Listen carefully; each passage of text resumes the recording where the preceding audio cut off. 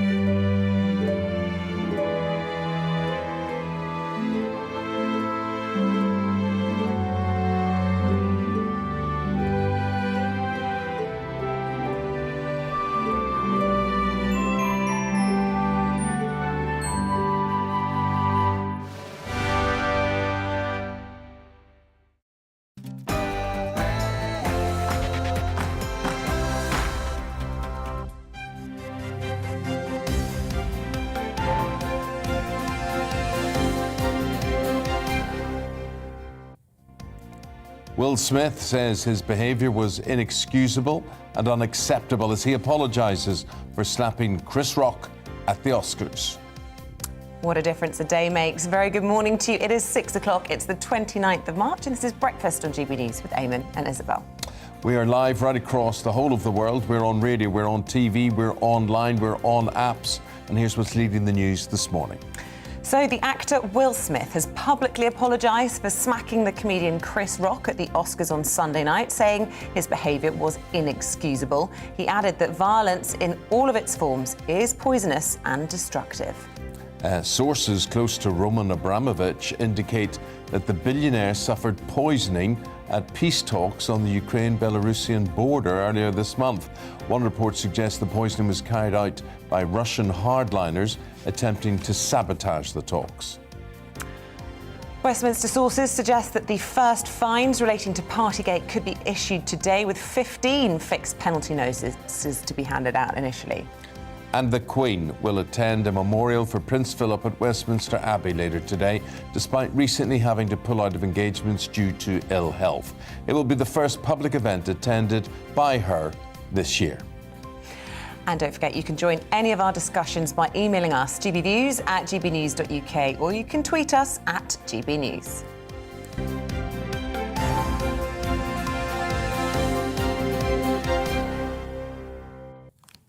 Do you know what I think's a good talking point? Tuesdays. What's the point? I agree. What's the point? Let's just skip to Friday. Perfect. Sort of, at least a Monday may be dull, but you sort of know it's the start of the week, and you can sort of add significances to most of the week. Always remember at school, Monday you dreaded. Yeah. Wednesday you were halfway there. Thursday wasn't too bad because you could see Friday, and then Friday weekend was there. But Tuesday, nah. We're not having it. What do you do on what do you do on your Tuesday? Let us know at GB News. Top story today, we're back. We're talking about the Oscars and we're talking about Will Smith. Yeah, he has apologised, which we didn't think would necessarily happen 24 hours ago. This is not just to the Oscar organisers and the producers, but also now to Chris Rock, the comedian that he smacked yesterday live during the Oscars. OK.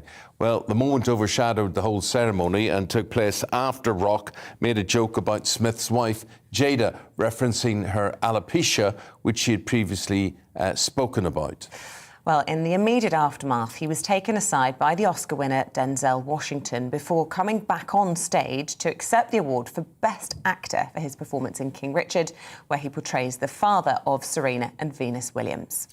The Los Angeles police issued a statement after the event saying that the individual involved has declined to file a police report. Chris Rock has yet to make a statement.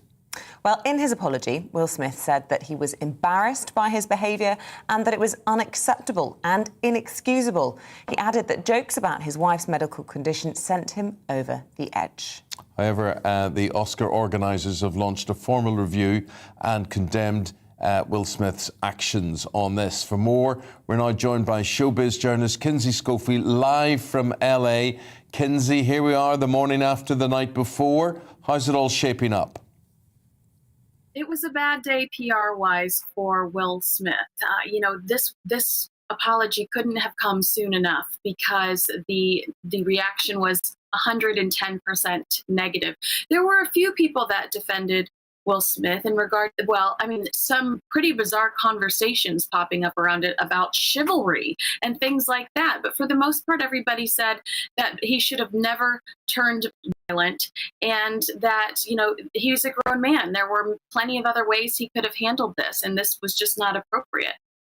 Kinsey, it's interesting that he said that he is embarrassed by his behaviour, but he said it certainly didn't look that way when he turned up at the Vanity Fair party after the event, when he was getting jiggy with it, to his famous song, dancing with his kids, photographs being taken. He didn't seem too remorseful. So what do you think's changed? He's an actor. There he is. Well, there's that. I think last night he was on that high. He had wanted that award for so long. So obviously, I think he was trying to just get lost in the moment. But waking up the next day, seeing the headlines, what did they call it? Best Smackter is what they had on the New York Post headline. Best Smackter, like smack actor. I think seeing some of those humiliating headlines and some of the commentary on television all day yesterday, I think he realized that he'd made a huge mistake. I mean, again, his legacy is in jeopardy. Doesn't he want to be the role model that we all grew up loving? Or does he want to be this tough guy? Well, I think he will live off this, and he'll live off it very well. And it'll be every time he comes on a talk show, there'll be a sketch or a joke about it. Everybody will laugh, and then they'll move on to talk about whatever he's promoting. However, in the short term, he's disrespected the Academy. It was an assault and a fray in public on a public stage. One wonders where the security was during all of this as well. And I think they probably shouldn't strip him off his Oscar. You can tell us the chances of that. But he really should be booted out of the Academy, shouldn't he? Oh, well, you're going to get me in trouble, Eamonn. I think that maybe he should be banned from next year's ceremony because as the winner this year, he is supposed to present to the winner next year. So I think that perhaps they should make a statement by not allowing him to present next year. However, he is going to be great for ratings now. So there's no way that will happen. And just a word about Chris Rock, Kinsey, because, so much attention was on Will Smith's actions, on his wife's, the insult to her. But actually, watching it back after the show yesterday, I felt the humiliation for him. He was standing there all alone, the eyes of the world upon him, hit in the face, and he had to then continue in his job. No one was asking him, are you okay? Everyone was asking, is Jada okay? What's happened to Will? Will he get the award? Is Chris Rock okay? How Chris Rock stayed on his feet, Kinsey, because it was a heck of a swipe he had to take. And he joked, he said, I got hit by Ali and I don't even have a scratch on me. So he had a good sense of humor about it that night. But get this, Isabel, he says that he had no idea about the alopecia. It was an off-the-cuff joke just because he looked great that night. We would have heard about that joke in rehearsals. Plenty of people are around during these rehearsals. That was an off-the-cuff joke based on the way she was dressed and looked and how had her hair that night. I don't think he meant, to be cruel at all. And he says he has no idea she had alopecia. Interesting what would happen. I mean, I have to be honest, if it was me, I would have either struck out at Will Smith or say, you, me, mate, outside after this. Or Will Smith should have said that to Chris Rock. Well, it should never have happened in the first place. He could have just been the bigger man, but, There is this debate, Kinsey, and we're going to go through this today. Was Will Smith chivalrous by doing that? I mean, as a feminist, Isabel here will kick me in the shins for this, but should men be out there with their swords ready to defend the woman in their life? Is that a good thing or not? Are you asking me? Yes. Oh, I think if my husband wanted to do that, I would think it was sweet, but I would want him not to. There you go. Fair enough, yeah.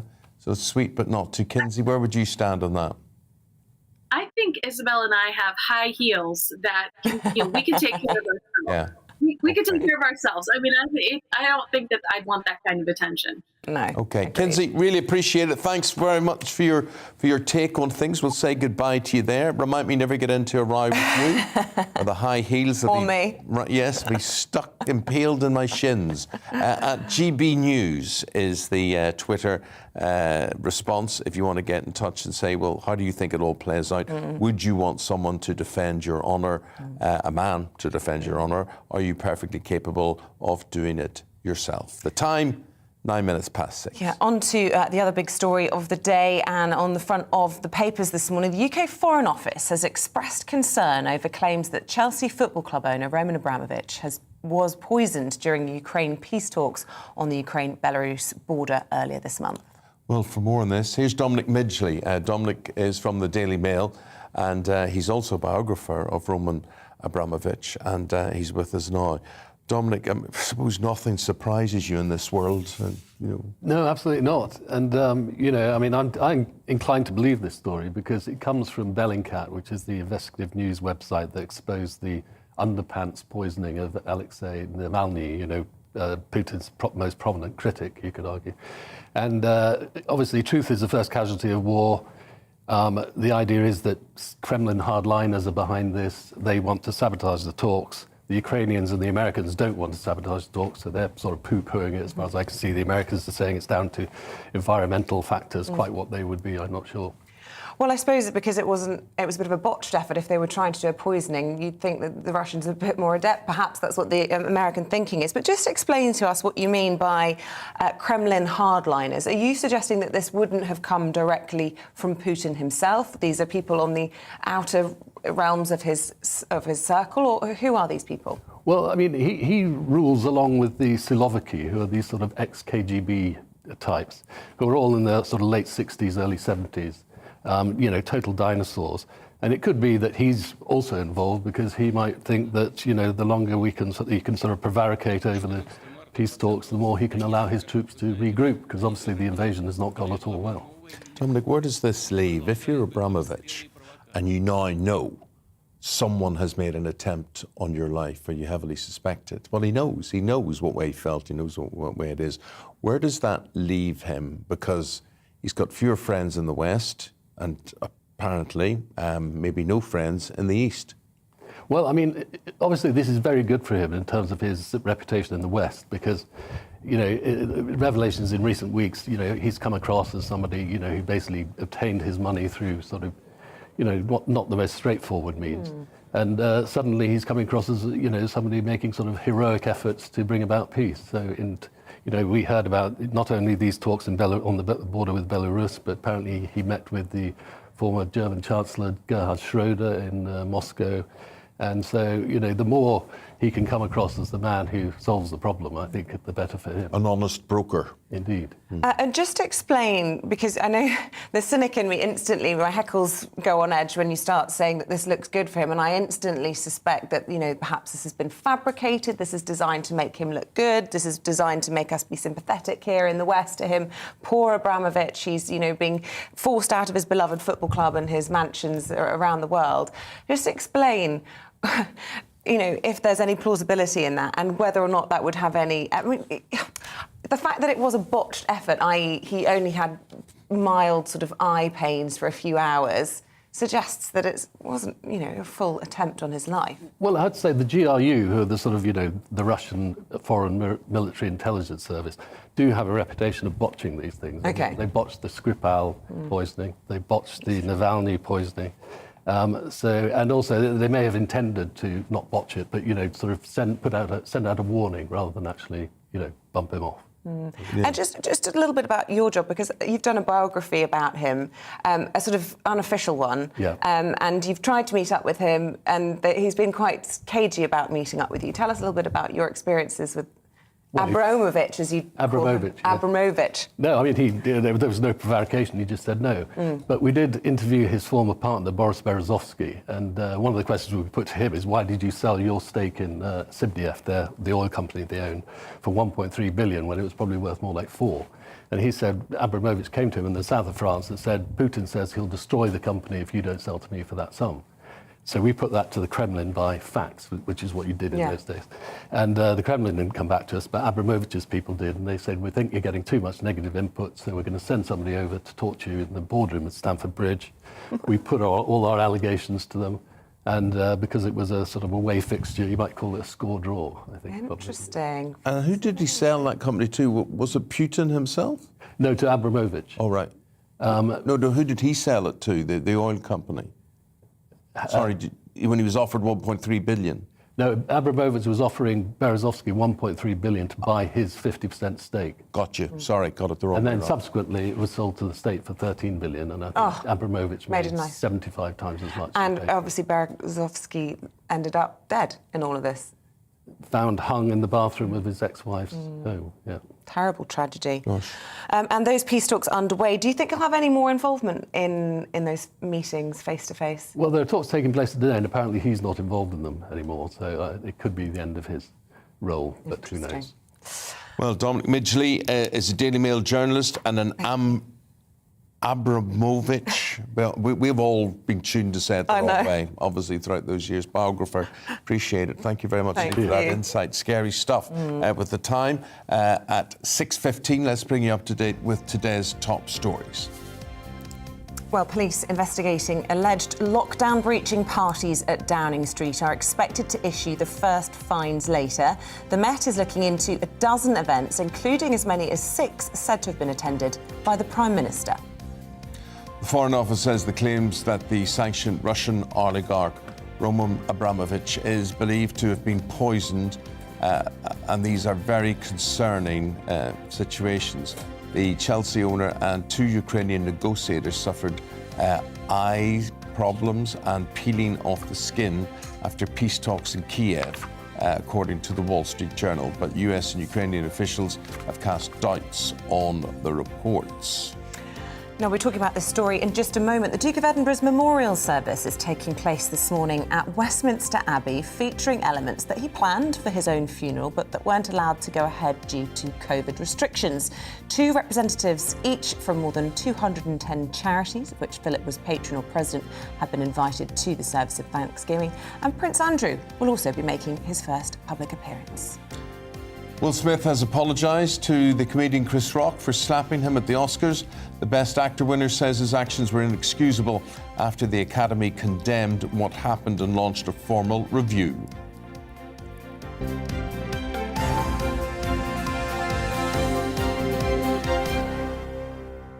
So, as you've just heard, a memorial for Prince Philip will be held later today at Westminster Abbey to celebrate his life and his service to the country. Yeah, this also marks the first public event outside of her own residences that the Queen is expected to attend in person this year. They'll decide this morning whether or not that will happen. Well, the author Nigel Cawthorne, who has written a book called I Know I Am Rude, Prince Philip's life, in his own words, can tell us more about him and what's happening here.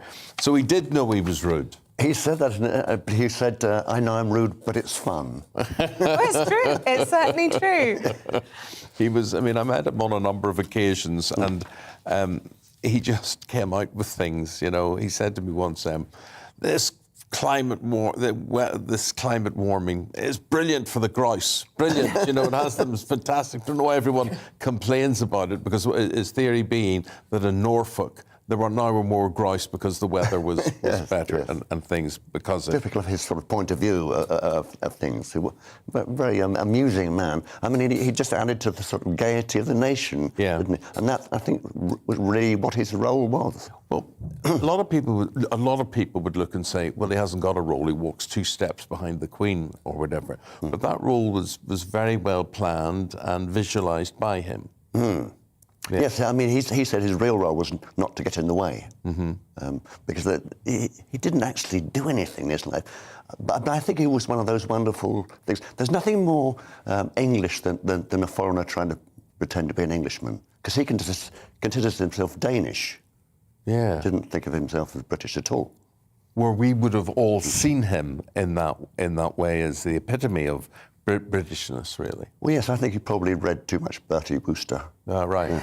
Where do you get that personality from, that idea that he's a bit brusque, he's a bit irreverent?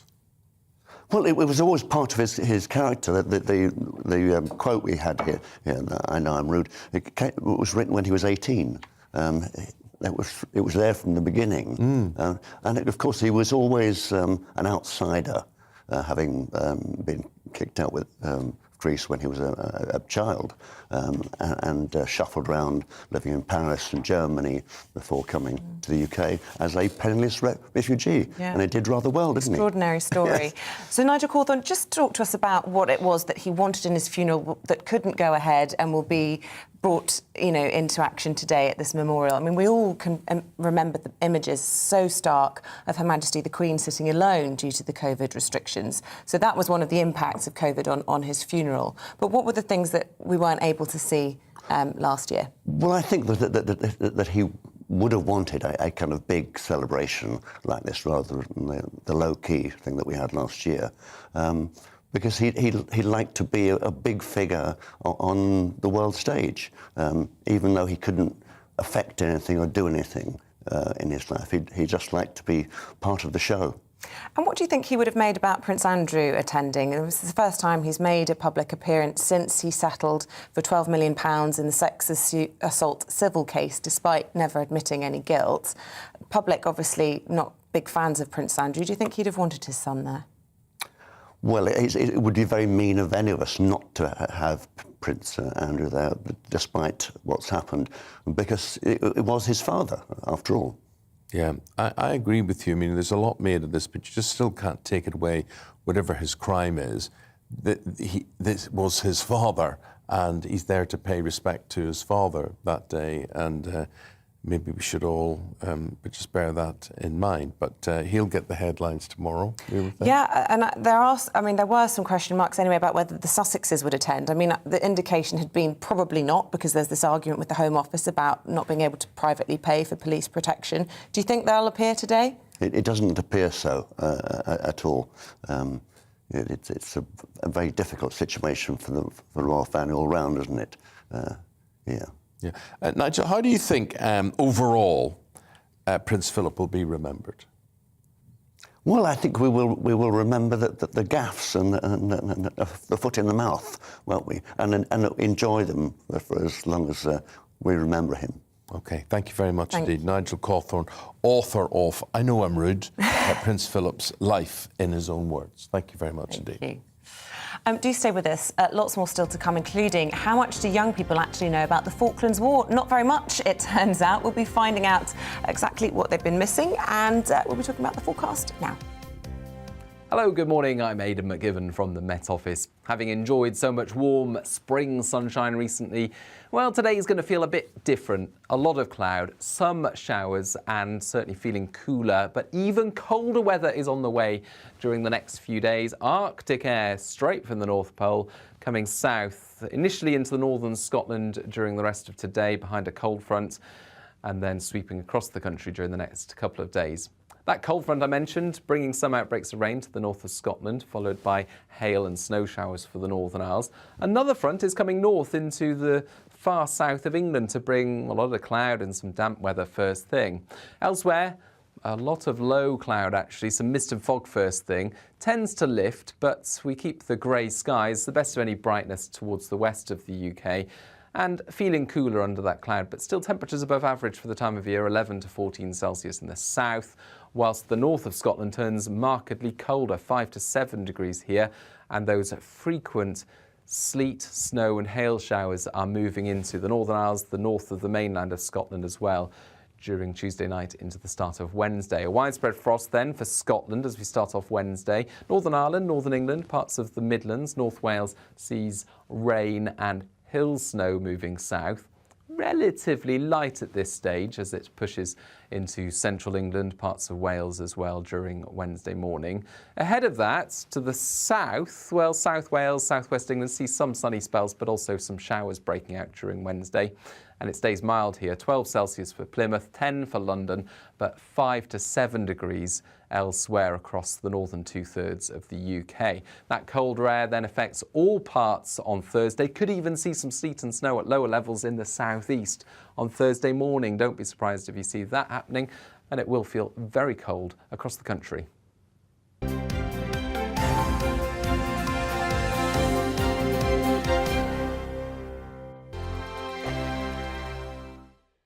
GB News is the UK's home of discussion and debate.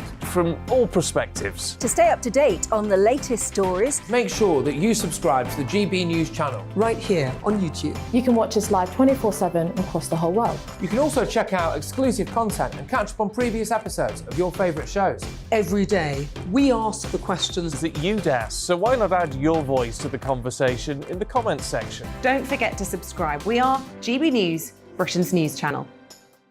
Every night at 11 on GB News, we bring you the next day's stories the day before. Basically like time travel. If it's a big story, we'll cover it, guaranteed. But we'll also have some fun along the way. Big opinions, big laughs. Sometimes big hair. This is Headliners, the paper review show that won't send you to sleep like the others will. 11 p.m, 7 nights a week. Join us.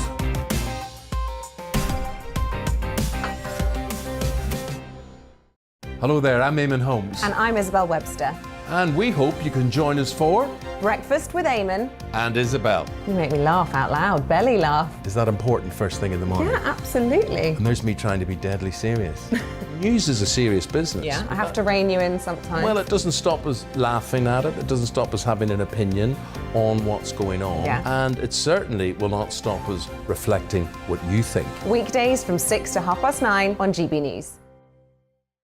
I'm Dan Wootton. Join me Monday to Thursday from 9 to 11 for the feistiest and most fun news debate on TV, where free speech reigns. I'll bring you a sharp take on the day's biggest stories, bombshell newsmaker interviews, and A-list guests. And I guarantee you, no spin, no bias, no censorship, and no reason to go to bed. That's Dan Wootton tonight, Monday to Thursdays from 9 on GB News.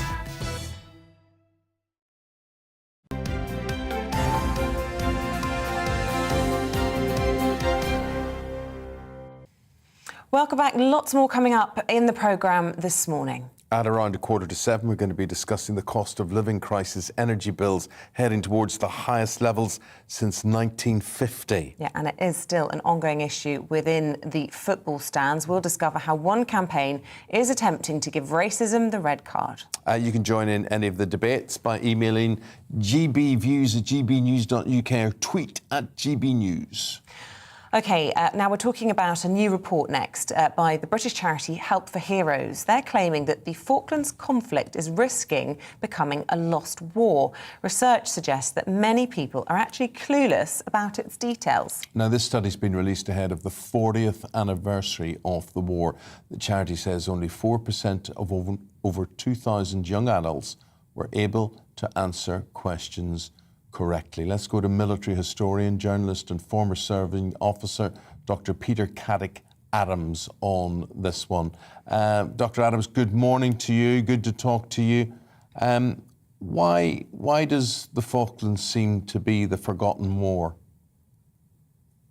Well, it was a one-off campaign of 77 days, and it was fought, as you've just said, 40 years ago. The wars we remember are the long ones, the First World War and the Second World War, which lasted for years and years. So a 77-day campaign is in danger because there's no other context to it of being lost. I think the other important thing is the Falklands are so far away. They're 8,000 miles away. And I've been there, but I'm not sure very many other people have been unless they were wearing uniform. So there's that issue as well. They're not on our radar screen on a day-to-day basis. And the Falklands are a sort of one-off campaign. And the number of people who fought there are also relatively few. And so if you put that together, and the fact that we don't teach history, it's not mandatory at GCSE at secondary schools, then you can see why the Falklands, but other things as well, are in danger of falling off. I agree with you with the not mandatory at school business, whether it should or shouldn't be. It's a big omission. But where I disagree with you was it was the first tele-war that Britain had. It was the introduction of video technology. It was the first war that was recorded on video as opposed to film. And I remember that as a young reporter because it was all new technology coming back from there. So it was the first tele-war. It was the first time I remember news briefings. John Nott, every night, the Defence Secretary, who infamously walked off on Robin Day as well. So it was TV intensive. So I suppose people my age are going to remember it because we were induced by it. Yeah, I mean, it's a generational thing, and it's also a professional thing. So everyone in the media would certainly remember it and would have studied it because it's the first time, as you say, the TV cameras can go. And a lot of lessons were learnt from it about how much freedom the press have to photograph, to take film, and to conduct their interviews. And there was a lot of heavy-handed censorship. But the wider thing is, what can we do to stop it being lost? And I think one of the reasons, or one of the main factors, is Help for Heroes themselves, because what they've done is look after veterans, pick up the safety net that really isn't there for long-term veterans who suffer all sorts of different problems, and highlight those issues. And before Help for Heroes, there really wasn't that kind of very big, broad and good safety net in the same way. And particularly the thing that came out of the Falklands was PTSD. And in other wars, we've known that as shell shock or battle fatigue, but no one has been really sure whether it was a physical or a mental condition and how to treat it. And this is the first war where large numbers of troops come back with a specific condition. And there's then a long battle to get it recognised, and Help for Heroes have played a very good part in that. And now there's no doubt that PTSD is part of the collateral damage of wars and battles. And that's the real marker, I think, for the Falklands. It's not a war as such where we need to think about terrain won and lost and statistics. It's this marker that comes through to today. This is really where our understanding of what PTSD is all about, and that's what the Falklands brought to us. Yeah, well, there is going to be this special service on April the 2nd, on the 40th anniversary of the outbreak of war. That's going to be taking place at the National Memorial Arboretum in Staffordshire. So important to remember, as you say. Dr. Peter Caddick-Adams, always good to have you on the programme. Thank you. Thank you very much. Thank you very much. At the time, just after 6:30, still to come. How much do you... I think we've done that bit. About the newspapers are coming your way very shortly. We've got Norman Baker, the former Liberal Democrat MP, and Emily Carver, columnist at Conservative Home, talking about all things in the newspapers after this.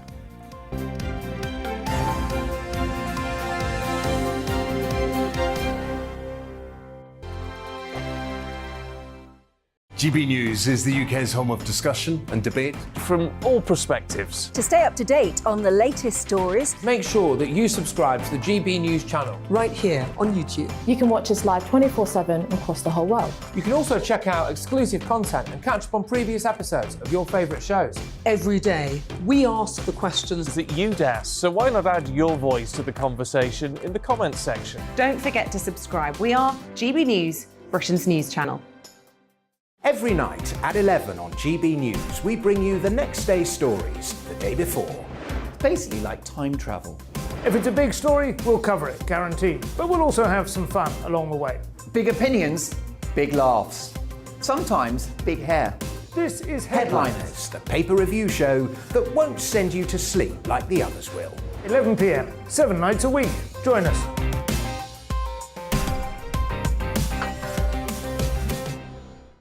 Hello there, I'm Eamonn Holmes. And I'm Isabel Webster.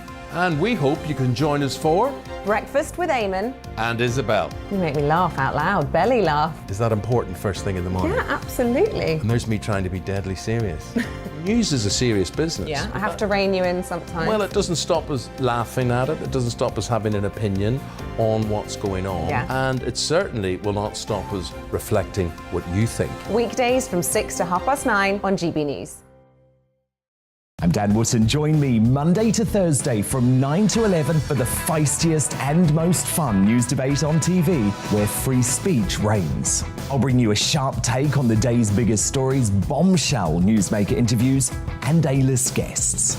And I guarantee you, no spin, no bias, no censorship, and no reason to go to bed. That's Dan Wootton Tonight, Monday to Thursdays from 9 on GB News.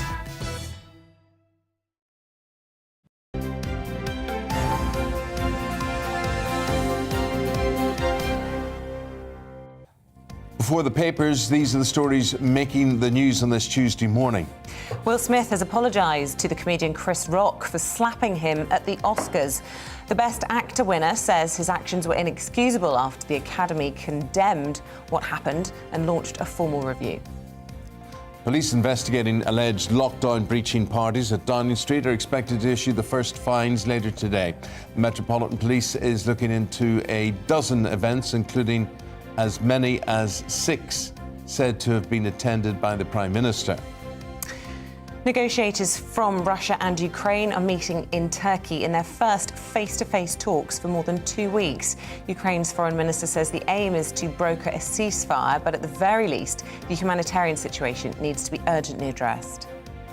The Foreign Office says it's very concerned about reports that the sanctioned Russian oligarch Roman Abramovich was poisoned. The Chelsea owner and 2 Ukrainian negotiators suffered sore eyes and peeling skin after peace talks in Kyiv, according to the Wall Street Journal. But US and Ukrainian officials have cast doubt on the reports. The US president says he isn't concerned that his comments about Vladimir Putin being removed from power will escalate the conflict in Ukraine or that it will complicate diplomacy. Speaking at a White House press briefing, Joe Biden said he was expressing his own moral outrage, not a policy change. The Queen is likely to attend this morning's service of thanksgiving for the life of Prince Philip at Westminster Abbey. Prince Andrew will also attend in his first public appearance since reaching a settlement with Virginia Giuffre.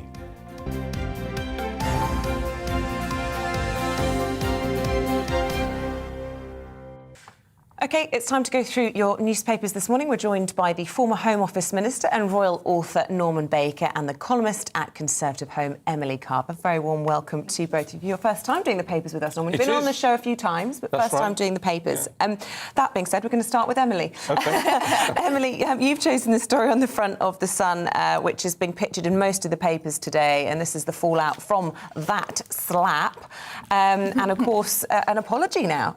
Yes, so The Sun are calling it the Hollywood punch-up, and they've decided to focus on the fact that stars are divided over what should happen to Will Smith after, of course, he slapped Chris Rock, the presenter, comedian, in defence of his wife. That was, of course, after a joke, perhaps a poor taste joke about his wife's alopecia, her hair loss. Making the comparison with G.I. Jane. G.I. Jane in the 1997 film. So, yes, the Academy don't know what to do. Should they perhaps remove his award? Should they ban him from next year's ceremony, which, of course, he's now due to present because he won the Best Actor award. So they're not sure what to do. But it's quite interesting that, of course, all the stars gave him a standing ovation at the Oscars, despite the fact that he walloped the presenter. So it does raise questions over hypocrisy there, I'd say. Mm. Chris Rock has said that he didn't know that Jada Pinkett Smith suffered from alopecia, that his joke was just in reflection to her haircut. Does that, make it more acceptable? I think it does. Yeah, I think it has to. If there's no ill motive there, then, you've got to take that at face value. I also don't think the joke was too harsh myself, although it seems that most people seem to think it was outrageous on Twitter, if you can take that as an indicator. I think the joke was probably in poor taste, but it wasn't It's pretty harmless, I'd say. And Will Smith was laughing along until he saw his wife's face. So, Norman, do you think he was being gallant or do you think he was being thuggish? Well, both, I suppose, in some way. But I really think that, I'm less interested in Hollywood lovies than some of the newspapers are, to be honest with you. I mean, this is a story from the other side of the Atlantic, and it's really not the most important thing happening in the world today. Most dramatic event in Oscars history. Well, yes, indeed. I mean, he was slap happy, I think one of the papers suggested. So, yeah. I mean, my view of what it's worth is that he should be stopped from coming along next year to the ceremony as a penalty. But you can't take away his Oscar. He's either the best actor or he's not. Yeah, I agree with you. Yeah, I don't I think do. he should lose his Oscar. I agree with you. But you can't sort of make this the norm that at any awards ceremony around the world that somebody can take exception and go up and thump Ricky Gervais or Jonathan Ross, or although sometimes I have wanted to thump Jonathan Ross. It doesn't happen at the Nobel Peace Prize ceremony. Yes, that's true. But it certainly was shocking. It will be interesting to see what Chris Rock will do about it, and I suspect he'll not be able to press charges because it would look too petty. No, I don't think he will. I mean, it was an assault, but of course it was a slap, not a punch. Oh, it was a heck of a slap. It was quite a heck of a slap. I'd call it a smack. I thought it was staged when I first saw it. At least a smack. But so did who I. knows? I thought it was staged. I thought the remarkable thing was that Chris Rock stayed on his feet because it was a heck of a whack, all of that. But I'd say this, that Will Smith will live off this for the rest of his life. He'll not be condemned for it. It'll all be, Will's one of the boys, he did that, oh, how funny, and everybody will laugh. And they won't ban him, though, because the ratings will be much better. Yeah, that's true. At the next awards, see what happens next. Yeah, that's true. I mean, because they all became so woke that nobody wanted to watch them anymore, and then here we are, quite the reverse. Virtue signalling, they're happy to wallop each other. The other story on the front of the Sun, Norman, is the story about Abramovich that we've been talking about on the show this morning.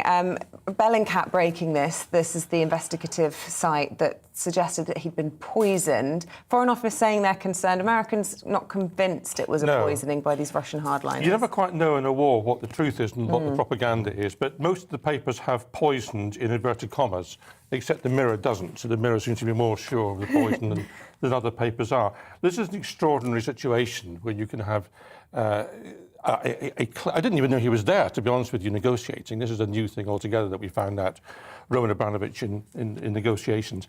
He and two senior Ukrainians, apparently, who suffered these side effects.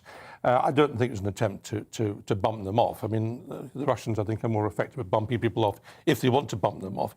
And the suggestion is it comes from hardliners in the Kremlin who don't want the talk to go on. Well, I'm not convinced by that either, because there's no indication that Vladimir Putin is serious about these talks. I think he's using these talks as a way of pretending that something's happening and keeping the West at bay. That's what these talks are about, is about anything at all. This is not even the B team being sent along by the Kremlin. This is kind of the Z team being sent along for discussion. So the other thing that's interesting about the story, I think, is Bellingcat. I mean, this investigative outlet that was nowhere 3 or 4 years ago and now suddenly produces all these stories. I mean, where are the journalists coming from? Where's the research coming from? Where's the intelligence coming from, you might ask? Because they're in the papers not just for this, but also for the revelation about Boris Nemtsov, the previous Russian dissident leader who was shot outside the Kremlin rather dramatically in 2015. I mean, I found out from Bellingcat he was being followed by FSB operatives. Well, how did they know this?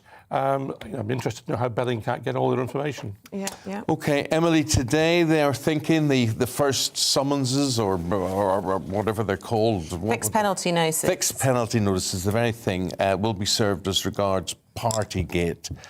What's the point? Yes, so it's only The Guardian, I think, who are running with this on their front page, which is hardly surprising considering their political stance. They're trying to keep Partygate alive, and it seems that the Met are going to start issuing the first fines for lockdown breaches in Downing Street. They were investigating 12 events, I believe, during that period, and they're going to be slapping 12 fines, or 20 fines, perhaps. It's not that they shouldn't be, and cue outrage from everybody watching. It's not that they shouldn't be, but they've had their chance, missed it. The time has gone. People would just see this as, Norman, I would think, puny, as petty, as Boris Johnson's there to save the world with Russia against Ukraine. Do you think they still point to this? Well, I mean, look, it was started by the Met after a lot of public pressure to try and do something about Partygate. The allegation was that ordinary people were being fined and Downing Street wasn't, and the police responded to that. Yes. Now, they started the machine rolling, and they couldn't have known at that point that Ukraine was about to be invaded and so on. So, in a sense, it's out of step with the times. But it was also out of step with Sue Gray's report. I mean, it's almost as if let her report and then issue your investigation. Well, that may be the case. And I know Sue Gray a bit because I dealt with her when I was in the Home Office. And in fact, she went through my memoir to recommend deletions from that, some of which I accepted and some which I didn't. Were there many deletions? She recommended 15 deletions, and I think I accepted about 5. My autobiography, I had about 300 deletions. Did you? And, yes. I suppose I wasn't. It went from that size to that size. Really.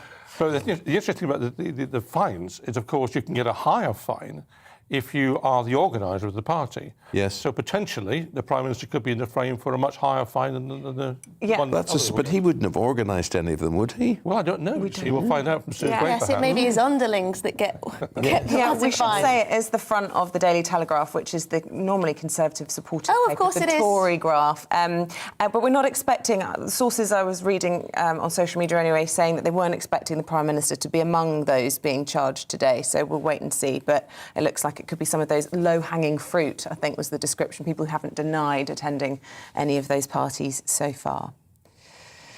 Should we talk about Prince Philip's memorial this morning, Norman? This is inside the Express. Yes. We won't know whether or not the Queen is going to attend until she decides this morning if she's feeling up to it. It's going to be, well, I mean, you've written lots extensively about the royal family. What sort of day can we expect? Well, it'll be a very poignant day, quite clearly. I mean, the family will be there, most of them. I mean, Harry won't be there, of course. He's not coming. Whether the Queen will turn up, I imagine she'll want to turn up very much so. The suggestion in the papers is she'll come in by the side entrance. Clearly, she's got mobility issues at the moment, which are affecting her ability to get around. But I think she'll want to be there. Prince Andrew will be there, as he should, I think, because this is not about whatever he's been doing. He's lost his father. So, of course, he should be at the memorial service and take part in that. So it'll be a poignant opportunity for Philip's life to be remembered, and I think it will, be well received by the public at large. Lovely. Emily and Norman will be back at 45 minutes' time with more insights into the papers on this Tuesday morning. The top stories are these.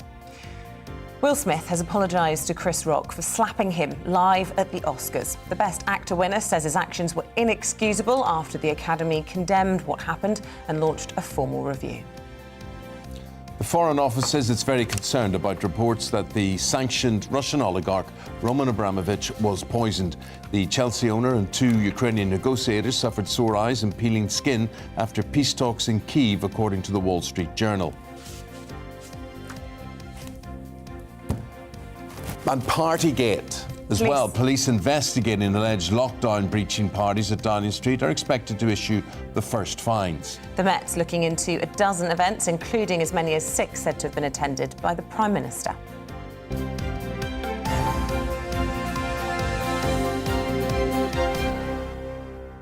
Let's talk about the cost of living crisis now. The whole thing continues to escalate. Ministers grow increasingly critical of the Chancellor for his moderate economic measures during the spring statement last week. Yeah, the Chancellor faced harsh criticism during the Commons Treasury Committee questions yesterday, as the publication of the government's energy strategy plan has also been delayed. Questions are now swirling about whether or not planned April tax rises will still be viable. Let's go to our economics and business editor, Liam Halligan, now for some home economics. Morning to you. What did you make of the Chancellor's questioning yesterday? Did he appear sort of uncompromising, do you think? He got an old-fashioned shoeing, a bit of a political kicking. It's certainly true, Isabel, that Dishy Rishi Sunak is no longer flavour of the month as he was during lockdown when he was handing out hundreds of billions of pounds for all those support measures. One Labour MP in particular, Siobhan McDonough, a Labour MP from Croydon in South London, she asked him poignantly, do you think the public are stupid, Chancellor, that his promised tax cut, a cut in the basic rate of income tax, comes in 2023, 2024, just in time for a general election. Siobhan Madonna made the point that a lot of Tory MPs have been privately making to me. We know this is the most serious cost of living crisis, unfortunately, since the early 1950s. We know that because that's what the Office for Budget Responsibility says, and they're the official fiscal watchdog. So why is the Chancellor raising taxes now? Why did he go ahead with that 1.25 percentage point increase in national insurance that comes in on April the 6th when the new tax year begins? It's being imposed on both employers and employees. So many Conservatives in particular see it as a tax on jobs.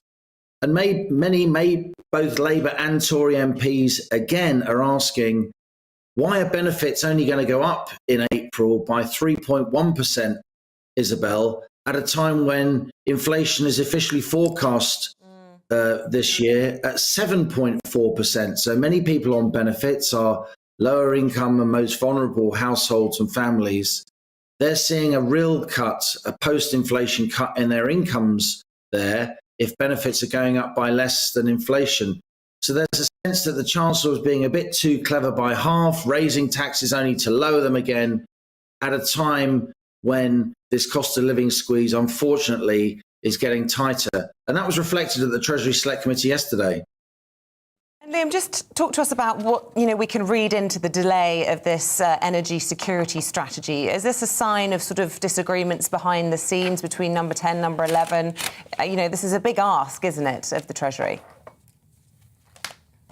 We know, of course, that the Russia-Ukraine war and the ongoing economic standoff between Russia and the West, with sanctions we've put on Moscow and Moscow's countermeasures, they're playing havoc on global commodity markets because Russia is a commodity exporting superpower and Ukraine exports lots of commodities as well. But the most important, the most high profile of those commodities are, of course, oil and gas. Wholesale gas prices and oil prices have gone up a lot. That's led to concerns about Britain's energy security. We import too much energy. And so the government said it's going to come up with a new strategy moving towards more nuclear, towards more North Sea oil and gas. And when I interviewed Kwasi Kwarteng, the Business and Energy Secretary, just a couple of weeks ago, he told me in no uncertain terms that that energy strategy security review would be coming out like now, this week, just after the spring statement. And now it's been delayed again. And that's because there are very serious negotiations going on within government. And the main tension that I'm hearing about, Isabel, is the tension between wanting to help ordinary households, particularly on those household utility bills, which we know are going up, unfortunately, from April onwards, on the one hand, and on the other hand, the so-called net zero agenda, wanting to focus on renewables, which are more long-term. So there is a lot of tension within government. You'll remember the COP26 summit last autumn, where there was all that chest beating about wanting to hit those net zero targets. It now seems that the emphasis should be on energy security rather than on what some people would call environmental virtue signalling. But that environmental emphasis does still have huge numbers of supporters within government, not least the Prime Minister himself. And I think that's where the tension can be found. Liam Halligan, as always, thank you. He'll be back with On the Money at 1 o'clock today. See you soon. Joining us now in studio, Sanjay Bhandari. Sanjay is the chair of Kick It Out, which is about just educating and trying to change the behaviour of discriminatory people, tackling racism within football. Sanjay, good to see you.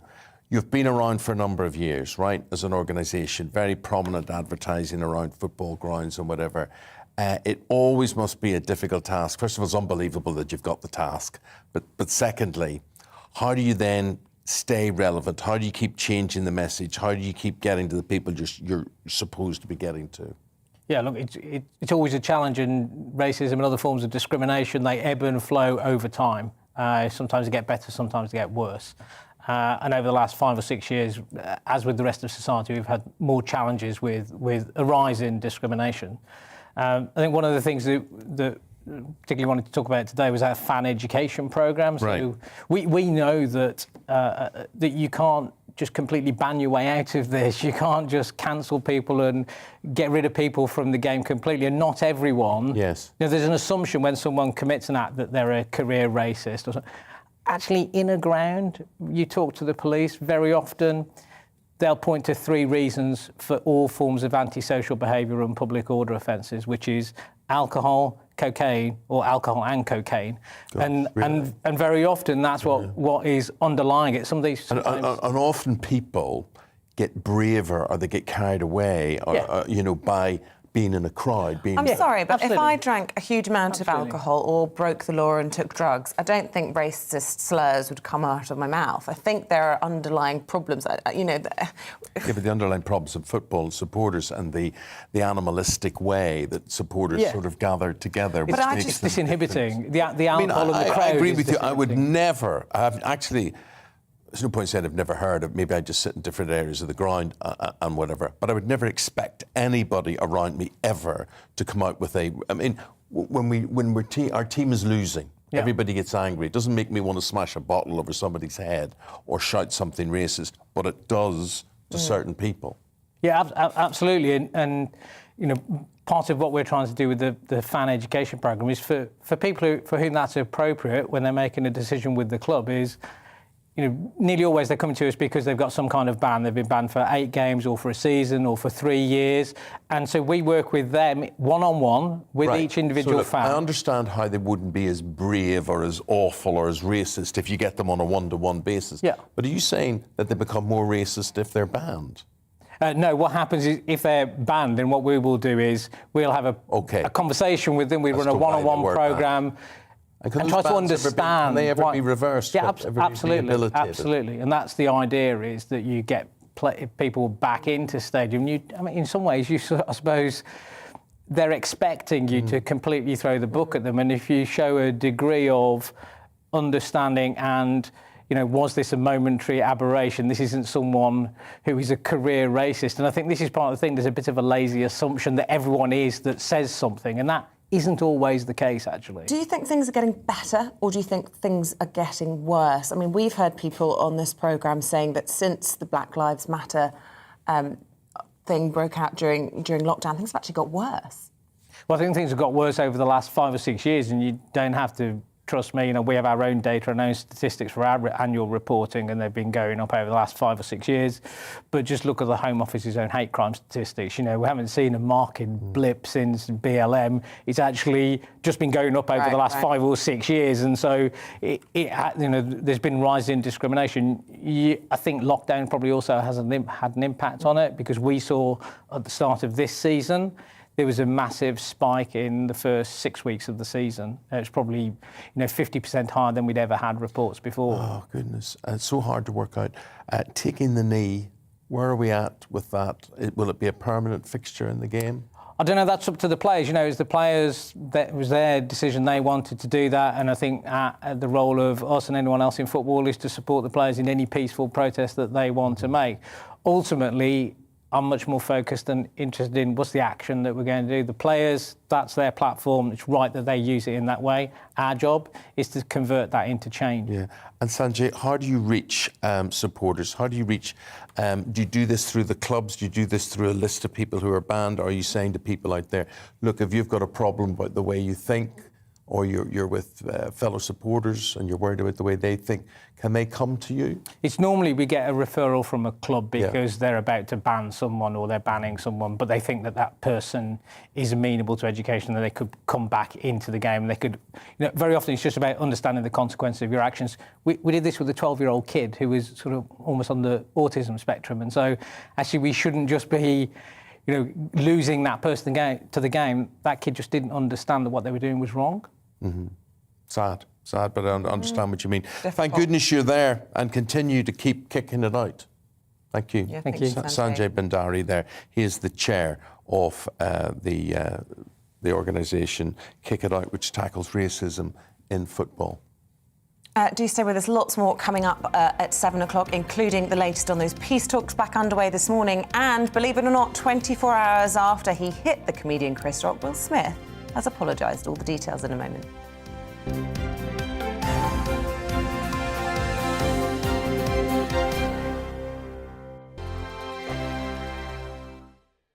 GB News is the UK's home of discussion and debate. From all perspectives. To stay up to date on the latest stories, make sure that you subscribe to the GB News channel right here on YouTube. You can watch us live 24/7 across the whole world. You can also check out exclusive content and catch up on previous episodes of your favourite shows. Every day, we ask the questions that you'd ask, so why not add your voice to the conversation in the comments section? Don't forget to subscribe. We are GB News, Britain's news channel. Every night at 11 on GB News, we bring you the next day's stories the day before. Basically like time travel. If it's a big story, we'll cover it, guaranteed. But we'll also have some fun along the way. Big opinions, big laughs. Sometimes big hair. This is Headliners, the paper review show that won't send you to sleep like the others will. 11 p.m, 7 nights a week. Join us.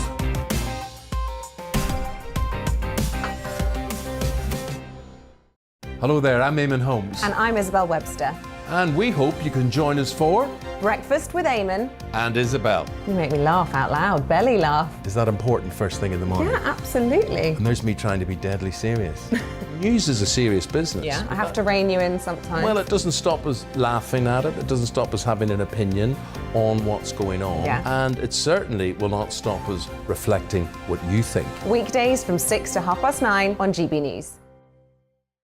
I'm Dan Wootton. Join me Monday to Thursday from 9 to 11 for the feistiest and most fun news debate on TV, where free speech reigns. I'll bring you a sharp take on the day's biggest stories, bombshell newsmaker interviews, and A-list guests.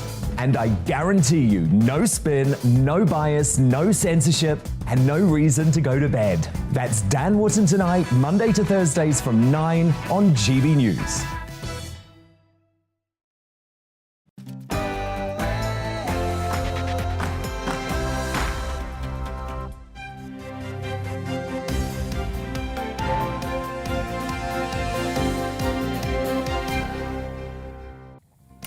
Will Smith says his behaviour was inexcusable and unacceptable as he apologises for slapping Chris Rock at the Oscars. A very good morning to you. It is 7 o'clock exactly. It is the 29th of March. You're watching and listening to Breakfast on GB News with Eamonn Holmes and Isabel Webster. Here's what's leading the news this morning. The actor Will Smith publicly apologises for smacking comedian Chris Rock at the Oscars on Sunday night, saying his behaviour was inexcusable. He added, violence in all of its forms is poisonous and destructive. Sources close to Roman Abramovich indicate that the billionaire has suffered poisoning at peace talks on the Ukraine-Belarusian border earlier this month. One report suggesting the poisoning was carried out by Russian hardliners attempting to sabotage the talks. Westminster sources suggest that the first fines relating to Partygate could be issued today. 15 fixed penalty notices will be handed out initially. And the Queen is expected to attend a memorial for Prince Philip at Westminster Abbey later today, despite recently having to pull out of engagements due to ill health. If she does, it'll be the first public event attended by the monarch this year. And don't forget, you can join in anything we have to say by getting in touch with gbviews at gbnews.uk. There's also a Twitter address, which is at gbnews. And just to say, Sue Keenan is talking about Will Smith. Has anyone considered the effect of Chris Rock's so-called joke had on other women or children that made the decision to shave their heads due to alopecia or chemotherapy? And David Maybank, good morning David, says if it had been a member of the public, they would have been bundled to the ground by security, removed and arrested, which is very true. Where was the security? Keep those views coming in.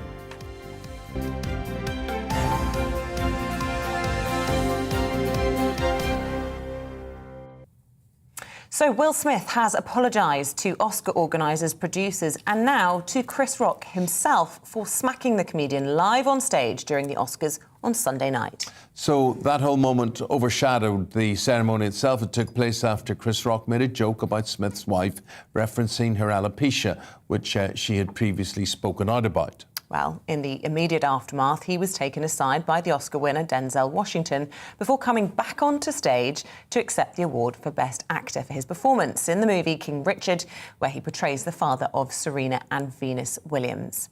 The Los Angeles Police Department issued a statement after the event saying that the individual involved has declined to file a police report. So I presume that means Chris Rock they're talking about there, and he has yet to say anything publicly as well. In his apology, Will Smith said that he was embarrassed by his behaviour and that it was unacceptable and inexcusable. Yeah, he added that jokes about his wife's medical condition sent him over the edge. However, Oscar bosses have launched a formal review into the altercation and have condemned Smith's actions. Well, with us now to discuss what the future holds for Will Smith's career, PR specialist Mark Borowski on this one. Mark, where do you begin to pick up the pieces here? Can this work in Will Smith's favour, or how do you see it? I don't think it does work in Will Smith's favour. Interestingly, one of the first things I noticed was that he turned to his publicist, pretty soon after the event. So there'll be a lot of people who are working overtime now. The Oscars, the Academy doesn't like this. They don't like disruption. It's a well-staged, managed event. It's a night of celebration. And here we are the morning after the event still talking about the slap. So I don't think this plays well. And I think that there's a lot of pressure on him to hand his Oscar back. Hollywood is about control. I wrote a book about it. I wrote a book about the likes of Howard Strickland, who was known for controlling the studio system. This is out of kilter with what Hollywood likes. That being said, Harvey Weinstein was involved in 81 Oscar wins, Polanski 8. Neither of them had to hand their Oscars back. Arguably, what they were accused of doing was worse. Wouldn't it just be better if he was denied the ability to hand out awards and attend the Academy next year, rather than taking away the fact that he was the best actor this year, whether or not we like it? We're still in the foothills of this. I think there's a lot of head scratching on what exactly to do. Will Smith has managed his way out of this quite interestingly by, channeling Richard Williams and a very moving and I would have thought improvised sort of acceptance speech. He didn't initially apologise to Chris Rock. It took some time for him to do that. The outpourings of sort of the Hollywood elite are clearly showing great embarrassment about this. And if you're a winner of one of these prestigious statues, you would be slightly upset that we're not talking about the glories of the night. You're talking about this incident. And I think that's unacceptable.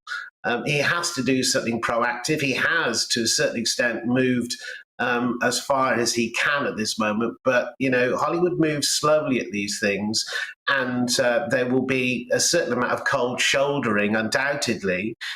But as I said, repeating myself, they don't like this. They don't like the fact that this great night has been overshadowed. Mark Borowski, thank you very much indeed. Mark is a PR specialist. Really appreciate your intake. Thank you very much indeed. Right, so at Westminster Abbey today, a big service to commemorate the life of Prince Philip. It is a memorial, and joining us now in the studio to talk about that, Robert Jobson, the man who is known as the godfather of royal reporting. Will you be there, Robert? Yes, I'll be inside, yeah. Yeah. It should be quite a moving experience, I should think. Yeah, moving, very, very moving. What do you think we'll see that we weren't expecting? I think that Prince Andrew may play a more prominent role than we think earlier on. My understanding is that someone has to support the Queen, and he might be at her side. I think Charles will probably be with Camilla. And in a way, we'll have to wait and see if that happens. I know that's certainly been discussed. Look, let's talk about the Queen's ill health. There was some speculation that we talked about on this programme last week with friend to the royal family, Christopher Biggins, who was suggesting that she was in a wheelchair now. Lots of the papers speculating yesterday that she may have to arrive via a helicopter, that she could come into the Abbey via a wheelchair, that she could be behind a screen of some sort for some privacy. What are you hearing? What do you think we can expect? And when will we know for sure that she is coming? I mean, I'm sure she will have a high water to be there to pay respects to her beloved husband. I know that there was discussion over helicopters for the Commonwealth Memorial, but whether it depends on how she feels when she gets up this morning. Look, if she's in some discomfort, I think the discomfort won't discourage her from being there. There'll be organisation of how to get her there in the best way possible, but with all those heads of state, foreign crown princes and kings and queens there, and her own family there, and the fact that it's for him, I think that she'll make every effort to come in through the front door and do her best to get to the position with a walking stick. Robert, you have this book out, Prince Philip's Century, and you call it The Extraordinary Life of the Duke of Edinburgh. In what way would you highlight to people that it was extraordinary or that he was extraordinary? In many ways. I mean, I must admit, when I was writing the book, I learned so much more about him than when I was just reporting on him. But his life, he started pretty impoverished. His father had a death sentence against him, had to be smuggled out of Greece. He had this incredible bloodline in terms of being related to, everyone from the Tsars of Russia to across all the German principalities. But was pretty poor in terms of financially, and the fact that he, through maybe initially through Mountbatten, his uncle on his mother's side, got to meet the most eligible woman in the world, and for them both to fall in love was pretty extraordinary. But I think he was an extraordinary man in terms of his naval career. He was mentioned in dispatches during the war. He would have probably gone on to be an admiral even if he hadn't ever met the Queen. And he was somebody, I think, in terms of his vision, in terms of what he thought for young people, in terms of the Duke of Edinburgh Award Scheme, which he never really wanted people to give him credit for. He just said, I'm the figurehead. But, he was a visionary that changed a lot of people's way of thinking and modernised the monarchy as well. Yeah, he did so much, and this was such a unique position for him. Always, as you were saying earlier, Eamonn, walking a few steps behind Her Majesty, not wanting to overshadow, and yet so involved in so many charities. And today we will see that reflected, won't we? With an absolute and I always like that, walking a few steps behind, because actually he just used to wander off and then start talking to somebody else and doing his own thing. I mean, I don't think he was somebody that was ever, somebody had to play that role 2 steps behind. The King George VI said, that it was a far harder role to play the consort than actually do the monarch themselves, because you didn't really have a role, and he established that role himself, which was in so many ways, so many things he did from setting up all the playing fields for the schoolboys in the city of London and all over the country, actually, to all sorts of areas that he got involved with. 700 patronages will be represented today, which shows you exactly how far he got involved into the deeper society and had an influence. What about his influence within the family circle? Was he the enforcer? Yeah, I think he probably was. I mean, the Queen had enough to be doing as head of state, and I think that he was certainly the patriarch of the family, and where there were issues that needed to be resolved, he would resolve them. But he certainly wasn't this figure that forced Charles to marry Diana. That's a complete nonsense, and the Prince admitted that later. People close to Prince admitted that later themselves. But I think that he was somebody that saw the bigger picture and was there to protect the Queen, as he swore to be as a liege man at the coronation. Who did he have the most contentious relationship with? The Duchess of York, Meghan Markle? Who did he not get on with? Princess Margaret? Well, it's very hard not to get on with Sarah when you know her, Duchess of York personally, but, I don't think that they really clicked. They did at the start, and he saw her as a breath of fresh air. Meghan Markle, I don't think he really got to know, and nor did many of us, actually, to be honest. She was here and gone in a blink of an eye, and I think he was kept out of all of that Prince Harry exit business. I think his relationship with his oldest son, Prince Charles, is an interesting one. And it's certainly improved over the years. And towards the end, they were very, very close. But certainly, I think in the early years, it was a difficult relationship. And look, towards his death, we saw less and less of him, didn't we? He was sort of convalescing, really, in the outskirts of Sandringham. In what's his farm called? Was it Wood Farm? Wood Farm, Wood yeah. Farm, yeah. But the sort of pictures that we'll all remember the last few times we saw him, we were showing this morning outside the church, Christmas Day, Meghan Markle was there, Harry, Prince Andrew. Things have changed so much since then, haven't they? And I mean, they talked about the slimmed-down monarchy, but I mean, it's even more slimmed down than I think they deliberately wanted. Do you think that's a shame? Are we going to be seeing much harder working, fewer people left at the keep? Well, we know that Kate will be doing more solo engagements, simply, I think, so that they can get around more people. We've also seen the Earl and Countess of Wessex, Sophie and Edward, being far more prominent. They've got a trip coming up to the West Indies themselves, to Antigua and other countries, so we're going to see what that reaction happens with all the Black Lives Matter influence over reparations and also the question mark of whether they'll stay as realms as well, which will all be raised again.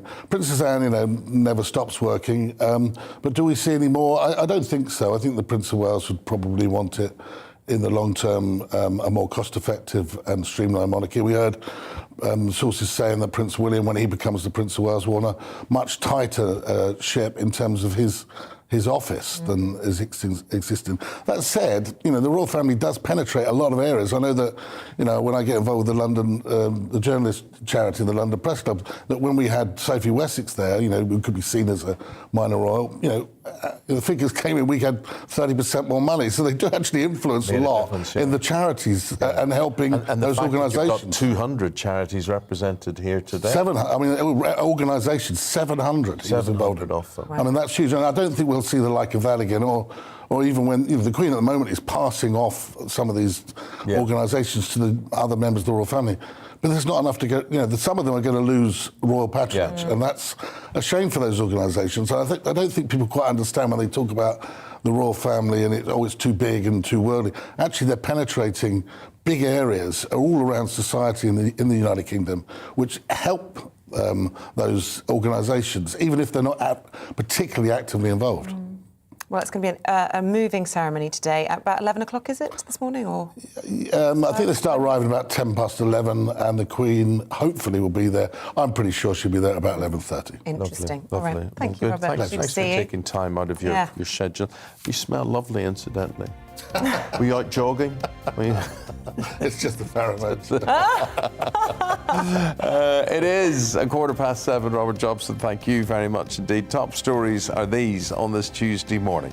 Police investigating alleged lockdown breaching parties at Downing Street are expected to issue the first fines later today. The Met is looking into a dozen events, including as many as 6 said to have been attended by the Prime Minister. Negotiators from Russia and Ukraine are meeting in Turkey in their first face-to-face talks for more than 2 weeks. Ukraine's foreign minister says the aim is to broker a ceasefire, but at the very least, the humanitarian situation needs to be addressed. The Foreign Office says claims that the sanctioned Russian oligarch Roman Abramovich is believed to have been poisoned are very concerning. The Chelsea owner and 2 Ukrainian negotiators suffered sore eyes and peeling skin after peace talks in Kyiv, according to the Wall Street Journal. But US and Ukrainian officials have cast doubt on the reports.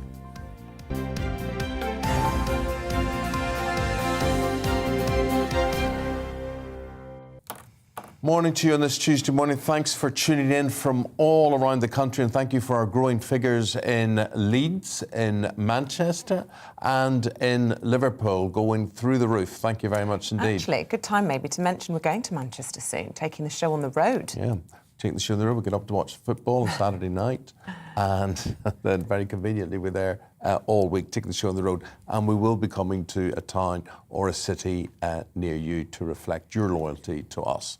We're now going to talk about Wales, and a new body formed by the Welsh Government has been set the task of reducing carbon emissions. Yeah, Wales currently accounts, would you believe, for 20% of the UK's carbon emissions. So now it's full steam ahead to lower that percentage ahead of the net zero target for 2050. Well, let's go to Lily Hewitson, who joins us now from Port Talbot. Lily is our Welsh correspondent there. How bad are things looking as regards emissions where you are?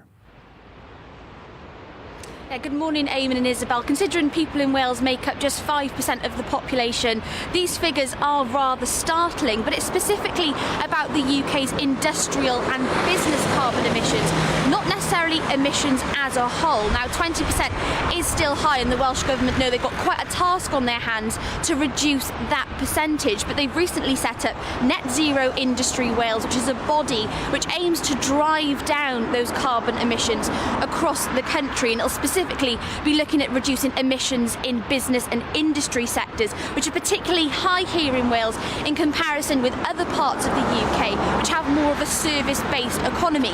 But this isn't going to be cheap. Behind me is Port Talbot Steelworks, which is, really important part of this industry here in Wales, specifically in steel, oil, gas and chemical sectors, but this means that it's a big part of the percentage of the UK's carbon emissions. Now, it's estimated that it'll cost around £2 billion to decarbonise the steelworks, which is just one of the contributors to this business and industry carbon emissions here in Wales. Now, the Net Zero Industry Wales body has clear priorities to bring down those carbon emissions. However, they've just got £150,000 to play with every year for the next 3 years. So there are real concerns about whether there's enough funding and enough scope to actually make any difference, particularly with a massive steelworks like Tata behind me. Now, when announcing the scheme at Tata yesterday, the Welsh Government's Economy Minister, Vaughan Gething, said the creation of Net Zero Industry Wales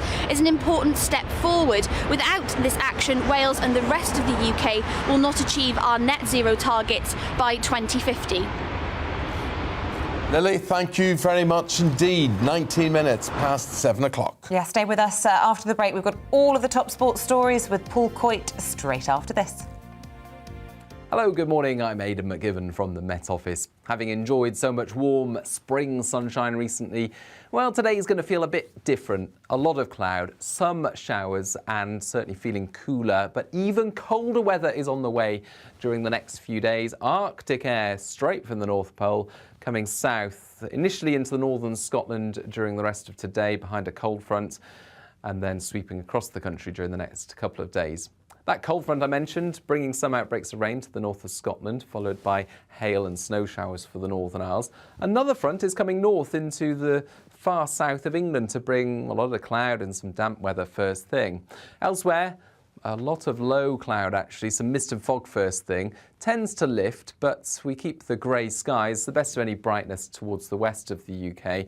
And feeling cooler under that cloud, but still temperatures above average for the time of year, 11 to 14 Celsius in the south, whilst the north of Scotland turns markedly colder, 5 to 7 degrees here, and those frequent sleet, snow and hail showers are moving into the Northern Isles, the north of the mainland of Scotland as well, during Tuesday night into the start of Wednesday. A widespread frost then for Scotland as we start off Wednesday. Northern Ireland, Northern England, parts of the Midlands, North Wales sees rain and hill snow moving south. Relatively light at this stage as it pushes into central England, parts of Wales as well during Wednesday morning.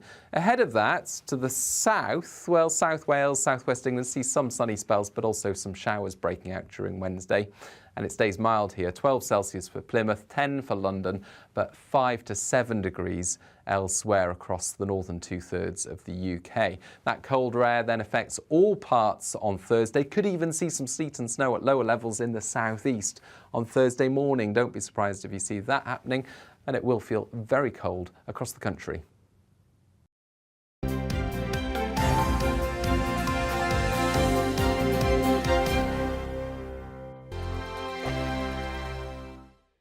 GB News is the UK's home of discussion and debate from all perspectives. To stay up to date on the latest stories, make sure that you subscribe to the GB News channel right here on YouTube. You can watch us live 24/7 across the whole world. You can also check out exclusive content and catch up on previous episodes of your favourite shows. Every day, we ask the questions that you'd ask, so why not add your voice to the conversation in the comments section? Don't forget to subscribe. We are GB News, Britain's news channel. Every night at 11 on GB News, we bring you the next day's stories the day before. basically like time travel. If it's a big story, we'll cover it, guaranteed. But we'll also have some fun along the way. Big opinions, big laughs. Sometimes big hair. This is Headliners, the paper review show that won't send you to sleep like the others will. 11 p.m, 7 nights a week. Join us.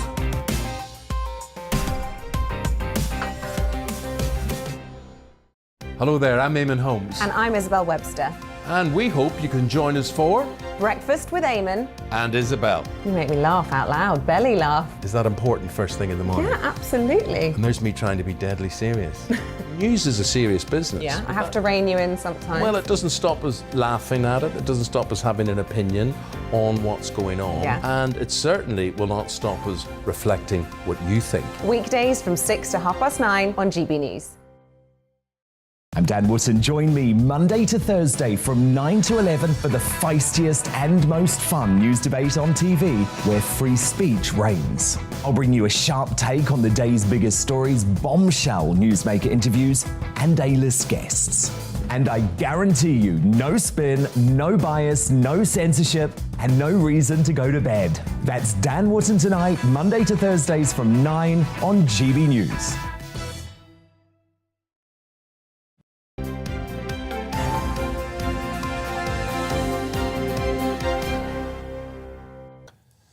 Despite appearances, sports broadcaster Paul Coyte, who joins us now, is a genius. He's a genius because there are a lot of internationals, a lot of friendlies and things tonight. And England, Paul tells me, are practicing penalties. Take it away. They're practicing penalties for obvious reasons. You know, we lost the European Championships through penalties against Italy. It's happened goodness knows how many times. So, Eamonn, this morning on the way in, it was one of those eureka moments. Just came to you? It just came to me out of the blue. And I know the FA are probably going to be on the phone. That's why I left my phone out there. Okay. How about this?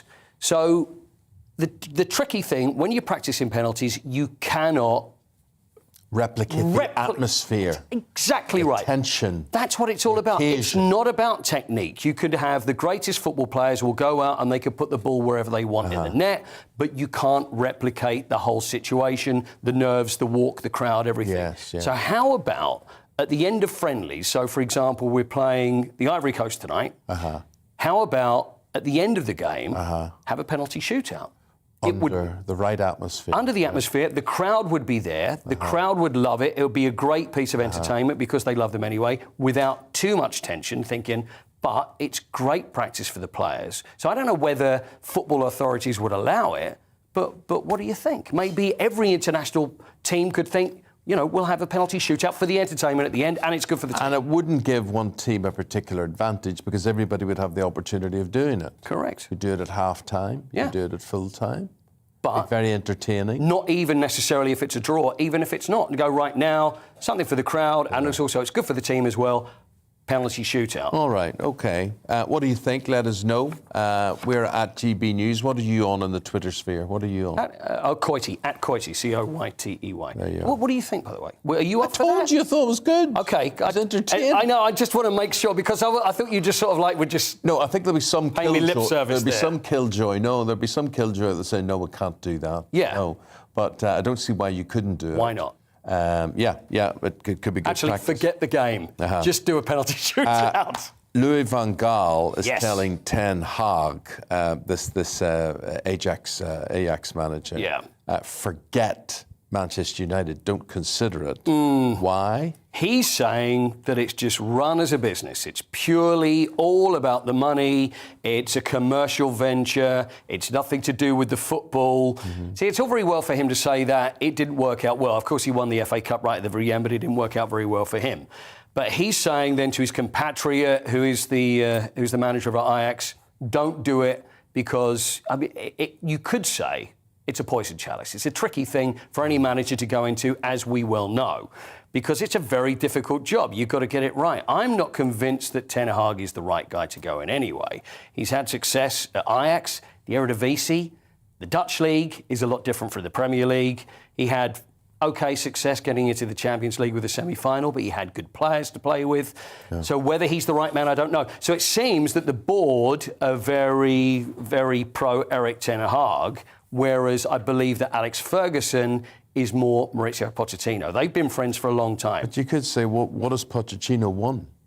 True, you can say that exactly, but he is a very good coach, and but is it going to be a fit for United? Because he's about bringing young talent through, but at Manchester United, there's always going to be the pick of whoever they want to bring in. England have got the Ivory Coast tonight in their friendly 7:45. That one happens. John Stones pulled out of the squad. Yeah, there is going to be some changes. Gareth Southgate said yesterday, interestingly, in the press conference, and he said, I'm not going to say just yet because it may give advantage to the other side, which is interesting because you would say that maybe in a tournament, but when it actually comes to a friendly, does that really matter? I don't think so. But there's another great game which is on as well, which is North Macedonia, who are playing Portugal, and this is to get through to the World Cup finals because, you know, they beat Italy last week. Yeah. So they're going to be playing Portugal. So that's the one I'm going to keep a very close eye on because I think North Macedonia will do great if they can beat Portugal. Would you keep Joe Root as England cricket captain? I wouldn't. I think time's up. It's one win in 17 matches. You can say the coach has gone, the managing director, Ashley Giles, has gone. So next in line, we're looking at Joe Root. Disastrous Ashes. He's still in charge. Gone out to the West Indies. And quite frankly, day 3 was an absolute disaster. He's not playing great either. I think it's time for a change. So it's really finding someone that can replace him. Ben Stokes is being bandied about. He would be because he's a great player. Is it too much weight on his shoulders again, though? To do what he's doing, to actually deliver with the bat, with the ball, then be captain as well. Going way back, I think I mentioned this yesterday. I remember the whole Mike Brearley thing back in 81 when Ian Botham couldn't perform in the Ashes and then was great after that. He was a specialist captain. So the thing is to find someone who is a very good captain, first and foremost, to take over. But it needs to change. They call it the Red Bull reboot, but it ain't rebooting yet, unfortunately. OK. Aye, then Captain Coit. Thank you, sir. Appreciate that. Thank you very Remember the penalties? Much. See you again. Penalty shootout at the end of the show. What do you say? Half-time, full-time. Isabel in goal? Free-time. Yeah? Isabel in goal. Me in goal, you wouldn't get much past me. There wouldn't be much room. I was always put in goal, but not in... Well, in my case, we'll put the cat in goal and you and me reach. Good reach. Have you really? Yeah. Is that what it was? Yeah, because I'm 5'8", so when I'm on tippy toes, I can... Oh, my goodness me. Yeah. And she's got massive hands. Massive, like Pat Jennings. Actually. She's a bit ape-like, really. God's sake. You're full of compliments. Well, I'm just telling you, that's Robert nice Jobson, thing. he was smelly, and I'm ape-like. But he's nice, but he was a nice He said he smell. smelled of a jog. No, that was a joke. Oh, right, OK. I said, you smell nice. Have you been jogging? Which means... Once he took the compliment, and then I took it away again. Oh, that's classic. That's classic. So lovely, yeah. Anyway, me and my ape-like hands, we're going to take a break. Lovely hands, though. They might be big, but they are lovely. I think they're all right. I'm getting a hand complex. OK, we're going to go through the papers in a moment. Norman Baker will be back with Emily Carver. See you in a second. They're good for...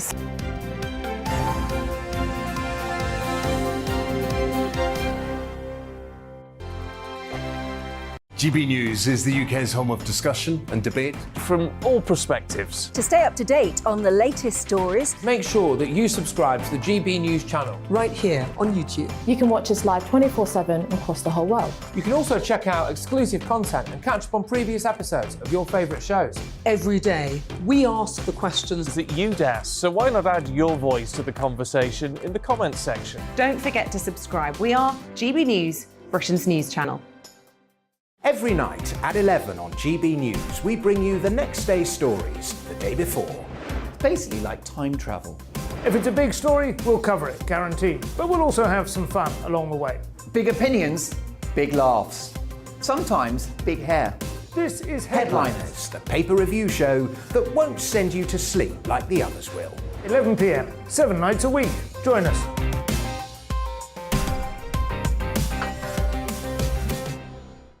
Hello there, I'm Eamonn Holmes. And I'm Isabel Webster. And we hope you can join us for... Breakfast with Eamonn. And Isabel. You make me laugh out loud, belly laugh. Is that important first thing in the morning? Yeah, absolutely. And there's me trying to be deadly serious. News is a serious business. Yeah, I have to rein you in sometimes. Well, it doesn't stop us laughing at it. It doesn't stop us having an opinion on what's going on. Yeah. And it certainly will not stop us reflecting what you think. Weekdays from 6 to 9:30 on GB News. I'm Dan Wootton. Join me Monday to Thursday from 9 to 11 for the feistiest and most fun news debate on TV, where free speech reigns. I'll bring you a sharp take on the day's biggest stories, bombshell newsmaker interviews, and A-list guests. And I guarantee you, no spin, no bias, no censorship, and no reason to go to bed. That's Dan Wootton Tonight, Monday to Thursdays from 9 on GB News.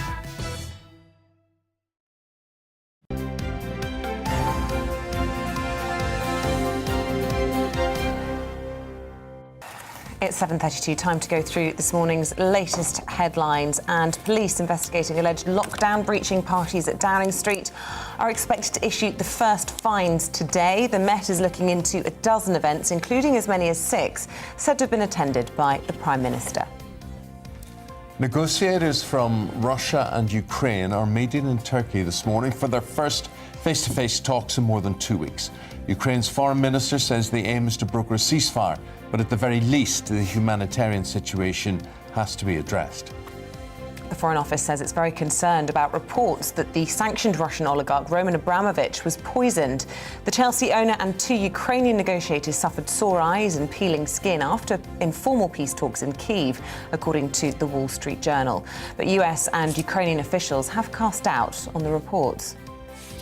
Will Smith has apologised to the comedian Chris Rock for slapping him at the Oscars. The Best Actor winner says his actions were inexcusable after the Academy condemned what happened and launched a formal review. The Queen is due to confirm whether she'll attend this morning's service of thanksgiving for the life of her husband, the Duke of Edinburgh. Prince Andrew is expected to attend the service at Westminster Abbey in his first public appearance since reaching a settlement with Virginia Giffey.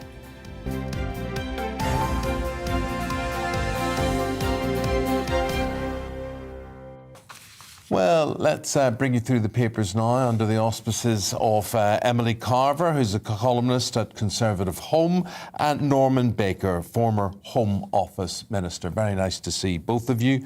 We begin with the Telegraph. This is in the business section. Emily, for you, Rishi Sunak, what are they saying about him? Yes, so this is the extraordinary claim that Rishi Sunak made yesterday in a hearing of the Treasury Select Committee. He was taking questions there. And he claimed that he's never been a tax-cutting chancellor. I've never claimed to be a tax-cutting chancellor. And that may technically be true, but he certainly talked a big game about his aspirations to be a tax-cutting chancellor. And of course, as the Telegraph business says here, one of his icons was the Thatcherite Chancellor Nigel Lawson. So he certainly said he believes in lower taxes. The Telegraph business has set out many times that he said his goal is to reduce taxes. I firmly believe in lower taxes. My priority is to cut people's taxes. Yes, I want tax cuts. So, I mean, there's a bit of a contradiction there, certainly, now that he's residing over the highest tax burden since the 50s. He's said to have a picture of Nigel Lawson on his office wall. I don't know if that's true or not. How do you think he came out of that Select Committee hearing yesterday? I didn't watch it all, but it seems to be that a lot of the papers are concerned that he doesn't understand the scale of this cost of living crisis and that he should have committed to either extra welfare payments in one way or another, or on the free market side, more tax cuts in order to alleviate that. But I do understand that, you know, the Chancellor is in a very difficult situation with the amount of debt that we've accrued over the last years and the fact that we've been running deficits for the last 20 years. So the public finances aren't in a great state. But I would have liked to have seen him go further with those tax cuts. Now, would any of you like to admit to having a portrait or a painting or a picture of anybody in particular on your wall or in your office? Well, not Nigel Lawson, that's for certain. That's bizarre behaviour, if that's true. I think I'd have a picture of my daughter. Oh, lovely. No heroes? No, like... My political hero was Helen Suzman, if you know her. She was the woman in South Africa who was the only Liberal MP at the time of the apartheid regime, and I think the only non-National Party MP in Parliament, and she had a terrible time there dealing with all these awful men and stood up to them very well and represented not just her own constituency but the black unelected people in the country at the same time. Emily? Very brave woman. You know, I don't tend to idolise politicians. They always let you down. Have to be a I could have Liz Truss there on her tank. You've got Liz Truss on her tank. More likely to have Maggie Thatcher. Would Maggie Thatcher, people do have, cardboard cutouts. Says a lot about people. What have you got? Oh, I don't have any sort of political heroes. I didn't ask you for political heroes. Oh, it doesn't have to be political. Have, Boys Own or anything. Oh, when I was a kid, I had No, who do you have? Who do I have? I have no one of my kids on the wall or art. I walk into a beautiful painting of George Best. Oh, that's nice. Well, he was a friend as well. Wow. I've got Eric Cantona as a portrait, and I've got a magnificent cardboard cutout and various stills of John Wayne. OK, I've got Wayne Rooney.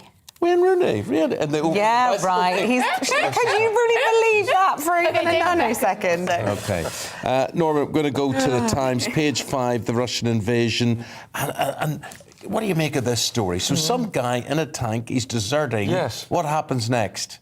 He sold his tank. This is a Russian? Effectively. Yes, a Russian soldier. I mean, the Russians are largely conscripts who didn't know what they were doing. They've been put into the country being told they were going to be welcomed by the Ukrainians with open arms. Instead, they've been welcomed by arms, not open arms.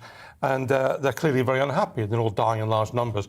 So this deserter has sold his tank for £7,500 to the Ukrainians. That's not bad. In return for the money and citizenship.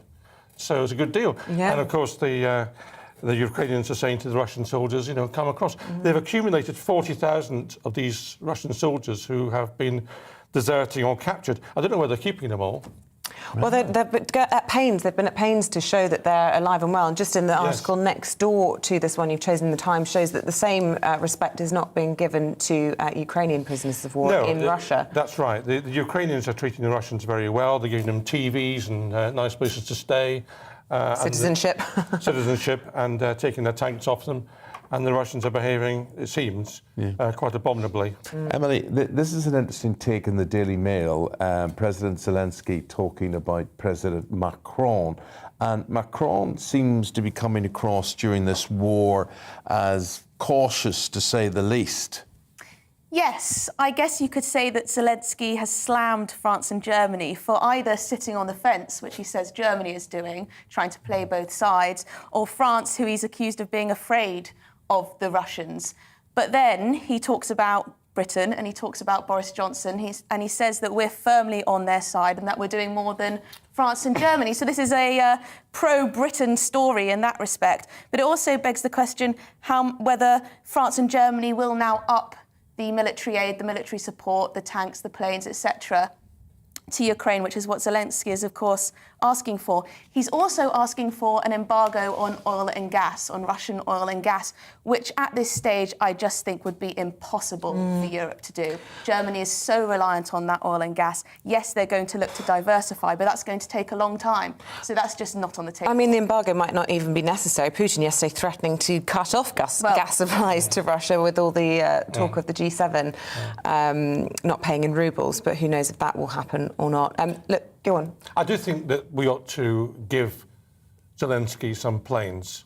I mean, they are defensive in nature. I mean, otherwise this is to go on forever. I don't believe these negotiations are serious are happening. I think they're there for show. We need to support the Ukrainians, and the least we can do is give them some planes and some tanks to help them out. We heard, didn't we, quite early on about the Americans possibly giving planes to Poland, who then would in turn, being backfilled. But that all got refused, didn't it? Poland wanted to give them 30 MiG fighters and repaint them so they weren't NATO planes. And the Americans blocked it. Yeah, and this is the problem, isn't it? We're all just so afraid of the nuclear button that it's sort of appeasement in a way. But he'll always hold that sword over our heads. We can't just go on this way, just saying, we've got the nuclear weapons, we can do nothing about it. We can't do that. And I do think that's, we talk about if they're sort of appearing to retreat and perhaps things do calm down in May, as some people were reporting over the weekend, he'll still be there.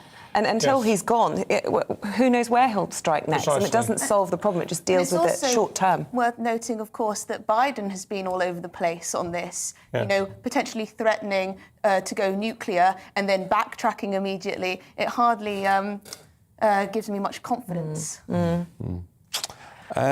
we go to the Telegraph, Norman. Afghan families face being split up as Taliban enforces gender segregation. Yes, we've all forgotten about Afghanistan with everything else going on, but we were promised by the Taliban, sort of, when they came back into power. They were a different Taliban. They reformed. They were going to be much more amenable to women having a decent place in society and so on. That's all been going backwards at a rate of knots. So we've now got the situation where, in the Telegraph today on page 15, they're talking about banning women and men from sharing parks, open spaces. So women can go to parks on Sundays, Mondays and Tuesdays, and men have the rest of the week. I mean, this is ludicrous. They're also going to arrange it, apparently, so that government officials have to grow a beard of a particular length. Well, that rules out women for a start, doesn't it?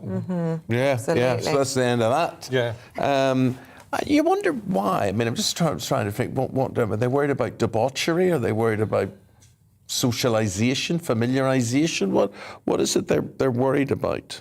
Well, I don't know. It seems to me completely bizarre from sitting where we are here in Britain, this attitude. But what I do know is that Afghanistan's in a terrible state, and they're effectively not using half of their people to improve the situation. Women are being excluded. That makes no sense. Well, it seems like they're implementing Sharia law in its harshest form, really.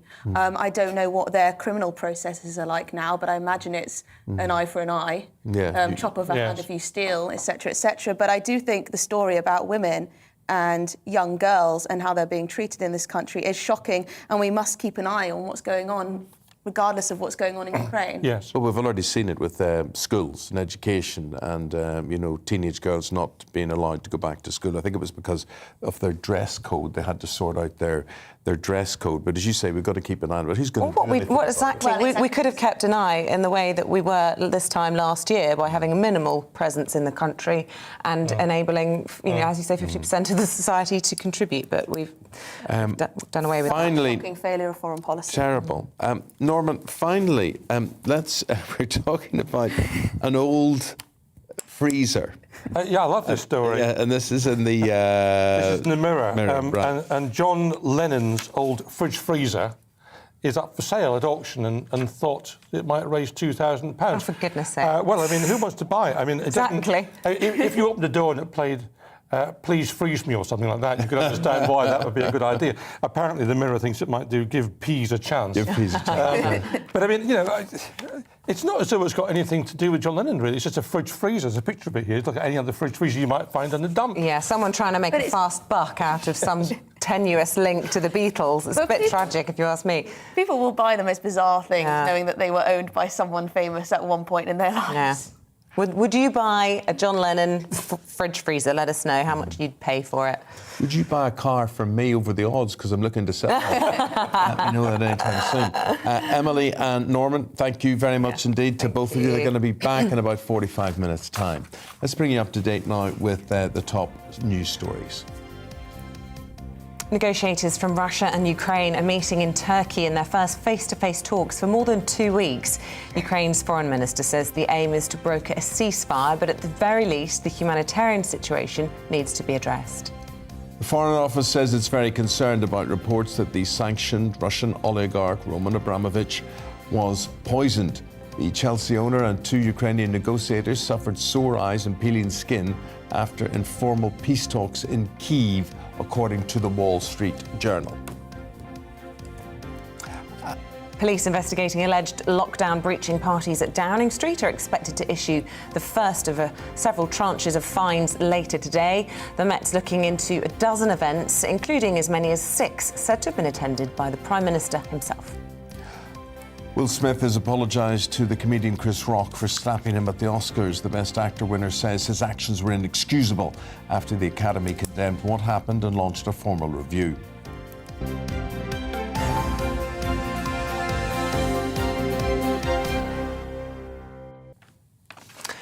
Now, the Metropolitan Deputy Police Commissioner, Sir Stephen House, is to take charge of the force in April until a replacement is found for Dame Cressida Dick. Her departure came earlier than planned, but the new commissioner not expected to take the reins until at least the summer. Yeah, Cressida Dick was forced to resign following failings to deal with what's described as a culture of misogyny and of racism within the force. Parm Sandhu, former chief superintendent and author of Black and Blue, spent 30 years in the Met and wrote a book about her experiences, and she joins us now. Good morning, Parm. Good morning. Well, the Met never out of the news, and you've got Partygate we're talking about today, maybe summons is issued, or what did you call them? Fixed penalty notices. Fixed penalty. See, I've never had one. No, neither have I. That's why I Don't imply I have. Timing's not great. This is going to draw a lot of flack, isn't it, again? It is, and especially as the number of fines that they're actually issuing is only about 20. There are 12 parties, which doesn't instill a lot of confidence because it's taken so long, and it's cost the taxpayer a huge amount of money as well. Now, Dame Cressida Dick is said to want to have this whole issue of Partygate dealt with before her successor takes over next month. That's a bit of a tall order, isn't it, given, as you say, 100 questionnaires were sent out, the numbers of photographs that the Met have had to be sifting through. Do you think that Sir Stephen House will be able to preside over that in time? I think he's going to have to, because there is no way that this is going to be dealt with within a month. Because as far as I know, it was only another week ago that they've added additional people the Partygate scandal, and bearing in mind, this has been going on since January, this investigation. The amount of photographs, the amount of information they've got, it's going to take a lot of time to actually get to the bottom of who did what and where. And just tell us, what sort of candidate you think needs to replace Dame Cressida Dick, because in many ways this is a bit of a poisoned chalice, isn't it?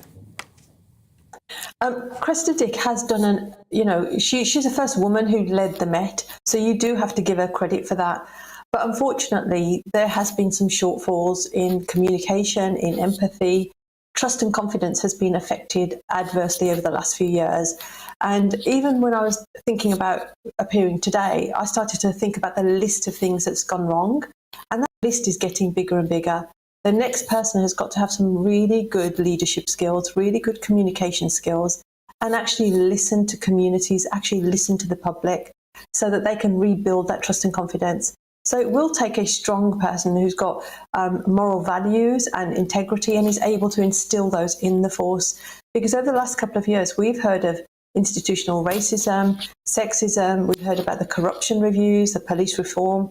There are so many things that need to be changed. For the better, really. Well, surely that means, Parm, then the next appointment has got to be an outsider.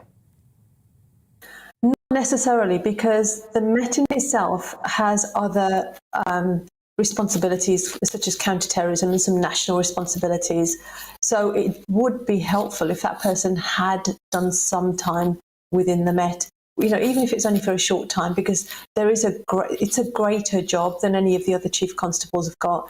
But there are some absolutely fantastic candidates out there. There are 43, chief constables up and down the country. A lot of them have had that national experience, and I think that would be helpful in taking on such a big role. Thank you for your insight. Parm is a former chief superintendent in the Metropolitan Police. Thank you very much. Thank you.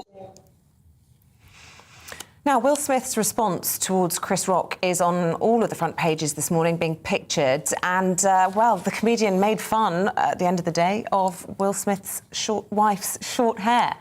And her name is Jada Pinkett Smith, and she's previously spoken out about her battle with hair loss, and it's no laughing matter for those who have suffered a similar ordeal, including our next guest, former Olympian and personal trainer Sarah Lindsay, who joins us now. This is very personal for you, Sarah. I mean, we can't see here, but it is documented on your social media. Tell us about your hair loss. It was very sudden, actually, for me, and just over a couple of days, and I had a big shed of hair loss.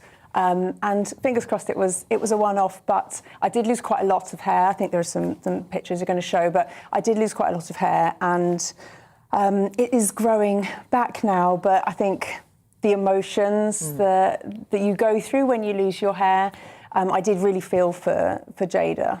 Yeah, so you can understand why she took offence to that. We understand, though, that Chris Rock has claimed he was completely unaware of her illness, and that he'd made this joke off the cuff. Does that lessen the insult, then, do you think, if he didn't know that he was, he just thought he was making quite a quick quip?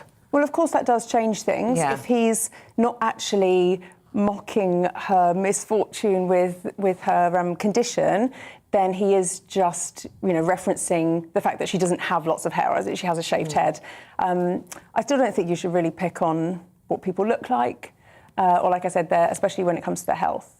And what about your health? Where are you at now? And I mean, listen, this is more, when you talk about this, you must have found, you thought you were the only person in the world that this was happening to. And I'm sure you found that there were lots and lots of people in the same situation. Absolutely. I mean, it's terrifying. When it first fell out, I didn't know what was going to happen. I just thought I'm going to go bald. And there was a huge bald patches at the back of my head. And I'm very lucky that I kept the front of my hair, which frames your face, and I could tie my hair back and kind of hide it. But when I made the decision to talk about it, I had thousands and thousands and thousands of women contact me and message me, and even people's husbands whose wives can't leave the house and they don't know what to do or how to support. So I couldn't believe even how many people I actually know that suffer with this, but nobody talks about it because people are very embarrassed. But do we know why you suffered from this, or why anybody loses their hair like this? Well, I think it's usually stress. Now, it doesn't have to be like I feel stress. Stress on the body can come in many different forms. Like trauma, for example, you can go through a bad situation or something can happen and you can get a shed 6 months later. So it's always very difficult to pinpoint exactly why. But like I said, I'm hoping for me it was potentially a one-off because the hair is growing back now and I do have much more coverage on my actual head. I'm just waiting for it to grow back and I can wear hair pieces very easily. In a funny sort of way, actually, everything that happened at the Oscars yesterday, do you think it sort of shed a worldwide light on the issue of alopecia? I mean, we're familiar with people like Gail Porter, aren't we? Perhaps to a lesser extent, someone like Liv Bentley, who's spoken about it from Made in Chelsea, both of whom high-profile women who've had hair loss. But to have it talked about in this way, it has really raised awareness of the condition. I really hope so. I think if there's one good thing, because neither of these guys look good at the end of the day with how they both behaved, but I think if one good thing can come out of it, if people can talk about it a bit more freely and feel more comfortable talking about it, I just think it was such a missed opportunity by Will Smith not to talk about the subject. And then the thing that everybody's looking at is the incident and the scene that was created rather than the subject of alopecia. But it's really nice that we're talking about it now, and that is the subject today. And how can it be put right? Well, he's apologised. No, I meant how can it be put right, the actual condition for people who have got it? Is it tablets? Is it shampoos? Is it hormonal? It depends why it's happened in the first place. You have to try and address the cause. You need to try and find out what the cause is first, and then you can potentially address it. And then, I mean, for me, it was just looking after the quality of the hair while I waited for it to grow back. So now I have coverage on the actual head. So like I said, the bald patches are pretty much gone. There's some thin patches, but I just have to wait now for the hair to grow back out and catch up with the rest of my hair, which will take a few years. I imagine it being a bit of a catch-22 that if you're told stress can make your hair fall out, but you become stressed when your hair starts falling out. I mean, it's an awful thing to worry about. But the good news, I suppose, then, from what you're saying, is that it's not always a permanent thing. It can grow back. Yeah, for me, like I say, I'm hopeful, but I am very lucky that it is, at the moment, it's growing back, and I know people suffer, to very different extents. But we just have to be able to talk about it when we feel like we can talk about it. Lots of people talk to me about it, and sometimes you don't really feel up to it. But I always try and remember that the people that are talking to me, it's because they care or because they're interested. And, I do consider myself rather strong, so if I can talk about it, then I should. Yeah, well, good for you, Sarah Lindsay. What a role model you've been. Thank you so much for coming in and talking about it. And I'm sure lots of people off the back of this will probably get in touch as well and want to talk about their story. We really appreciate it. Thanks, Sarah. Thank you very much indeed. 5 to 8 is the time. We'll take a break. We'll bring you the weather. Coming up, we look ahead to Prince Philip's Remembrance Service, which will take place later this morning. We'll see you after this break. Hello, good morning. I'm Aidan McGivern from the Met Office. Having enjoyed so much warm spring sunshine recently, well, today is going to feel a bit different. A lot of cloud, some showers, and certainly feeling cooler. But even colder weather is on the way during the next few days. Arctic air straight from the North Pole coming south, initially into the northern Scotland during the rest of today behind a cold front, and then sweeping across the country during the next couple of days. That cold front I mentioned, bringing some outbreaks of rain to the north of Scotland, followed by hail and snow showers for the Northern Isles. Another front is coming north into the far south of England to bring a lot of cloud and some damp weather first thing. Elsewhere, A lot of low cloud, actually. Some mist and fog first thing. Tends to lift, but we keep the grey skies, the best of any brightness towards the west of the UK.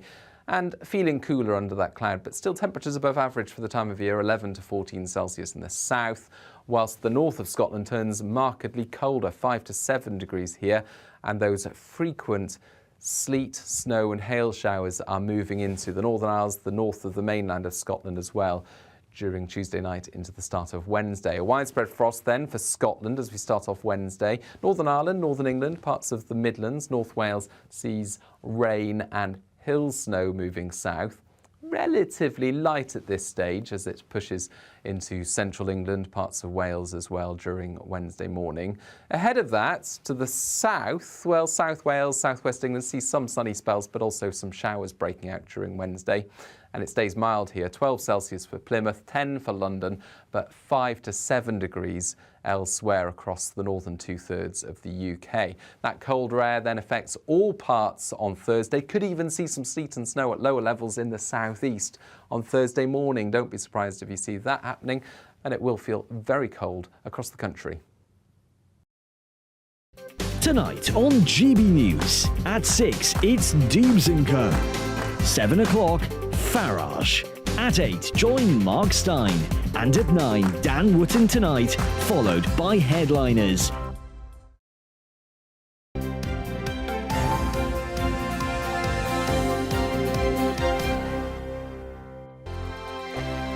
GB News is the UK's home of discussion and debate from all perspectives. To stay up to date on the latest stories, make sure that you subscribe to the GB News channel right here on YouTube. You can watch us live 24/7 across the whole world. You can also check out exclusive content and catch up on previous episodes of your favourite shows.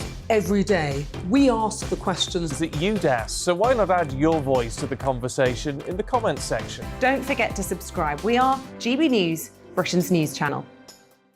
Every night at 11 on GB News, we bring you the next day's stories the day before. It's basically like time travel. If it's a big story, we'll cover it, guaranteed. But we'll also have some fun along the way. Big opinions, big laughs. Sometimes big hair. This is Headliners, the paper review show that won't send you to sleep like the others will. 11 p.m, 7 nights a week. Join us.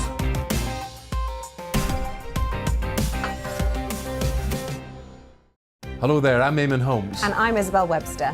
And we hope you can join us for Breakfast with Eamonn and Isabel. You make me laugh out loud, belly laugh. Is that important first thing in the morning? Yeah, absolutely. And there's me trying to be deadly serious.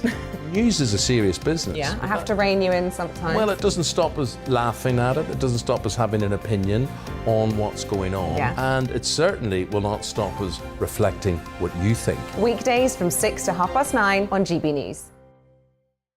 I'm Dan Wootton. Join me Monday to Thursday from 9 to 11 for the feistiest and most fun news debate on TV, where free speech reigns. I'll bring you a sharp take on the day's biggest stories, bombshell newsmaker interviews, and A-list guests. And I guarantee you, no spin, no bias, no censorship, and no reason to go to bed. That's Dan Wootton Tonight, Monday to Thursdays from 9 on GB News.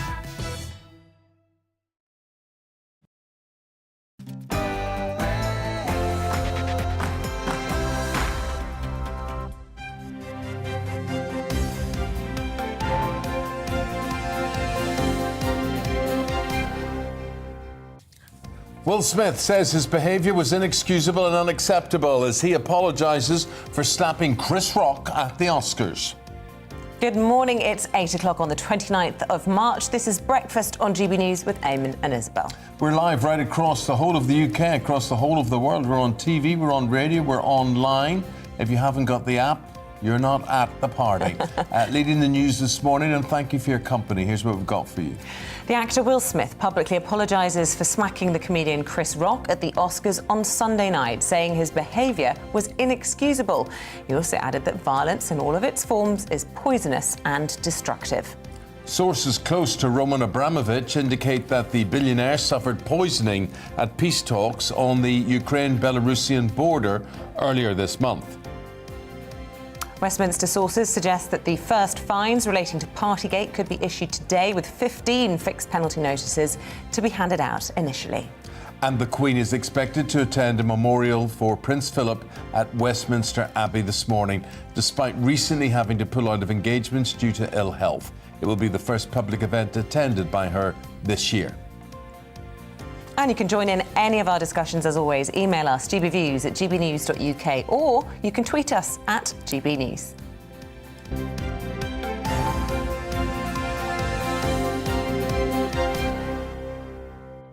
OK, let's get more repercussions from the Will Smith Oscar story.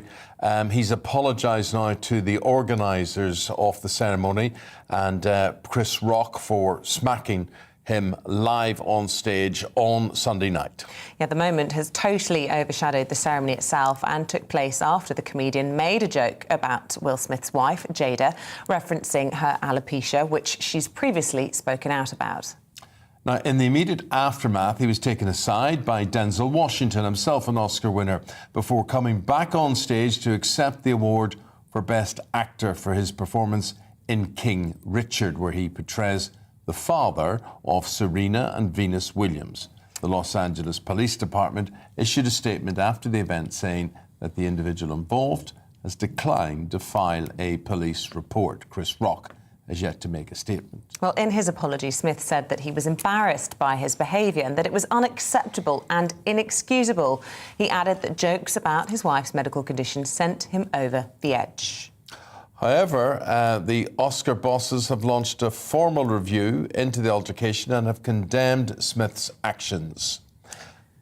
Well, for more on this, we're joined by the showbiz journalist Kinsey Schofield, who joins us live from LA. Good morning to you, Kinsey. Look, he said that violence in all its forms is poisonous and destructive, but he didn't seem too remorseful, did he, at the after-parties yesterday? Oh, that was kind of embarrassing, huh? Dancing to, I think it was Big Willie style, and pumping up the volume with that Oscar in his hand. Yeah, I do think that this was a necessary statement that he issued. I think that otherwise he would be in jeopardy of completely blowing his legacy. But here's what I think next steps are. I think that he will have to sit down with someone like Robin Roberts on ABC or Oprah Winfrey and do I'm so sorry. I've internalized it, and here's why I feel like I behaved that way. I think that that's what you do to save face in a situation like this. It's more than just a social media apology. How is it playing out? Is he a hero or is he a villain? I would say people are being very critical of Will Smith right now. There are a few people that say that, oh, how chivalrous of him to defend his wife. But at the end of the day, you should never, ever assault somebody, especially, it was giving permission to really bad behavior. What do you make of this defence by Chris Rock that actually he didn't realise that Jada Pinkett Smith suffered from alopecia? I mean, is it possible you could live in Hollywood and not be aware of that? If I'm being honest with you, I did not know. I really truly believed that she chose to wear her hair like that because is she not one of the most beautiful women in the world? I mean, few people can get away with looking like she is just stunning. I thought that it was a personal choice. I had no idea about it. And, there was a joke going around last year when they were launching Red Table Talk, and they were doing a lot of conversations about their open marriage and, their sex life. People said everything I find out about Will and Jada Smith is against my will. So these are not necessarily people that you pursue information about because they send so much information at you. And part of me believes that it's that too much information, that TMI, that is the reason that people joke about them more often and they're not as respected as they used to be. It's almost like they overshare. From what I know of Will Smith, always accessible, always larger than life. Sometimes you look at him and say, no one could be that cheery, no one could be that jolly, no one could be full of so much energy. So he, as a pro, he comes out, he does the business, he does the interviews and whatever. What do you think about him? What has been said about him as to the type of person he is? I mean, does he live up to his public persona? Well, what I will say is that in instances like this, you typically see the pile on, all of the people coming out of the woodwork saying, yeah, he's a jerk. He was terrible to me. You are not saying that in this case. No one is defending Will Smith against his slap on Chris Rock, but there are no horror stories coming out of Hollywood about other people's engagements with Will Smith. So I think that this was just a rare moment where he snapped and made a mistake. And do you think we're going to see a bit of cancel culture? Do you think the Academy will ask for him to give that Oscar back, even though they didn't with Harvey Weinstein and Polanski? Or do you think they'll just say, don't come back next year and hand out an award? Or do you think they'll just turn a blind eye? Well, they said that they are exploring consequences, that he should have consequences. I don't believe they'll take his trophy away. I do think they might consider not allowing him to present next year, although he's going to ratings gold if he does.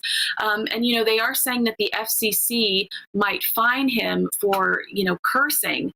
They did beep it on the broadcast in the States, but it did air, you know, internationally, and that was vulgar language. So perhaps he could be fined for those curse words. What is the FCC?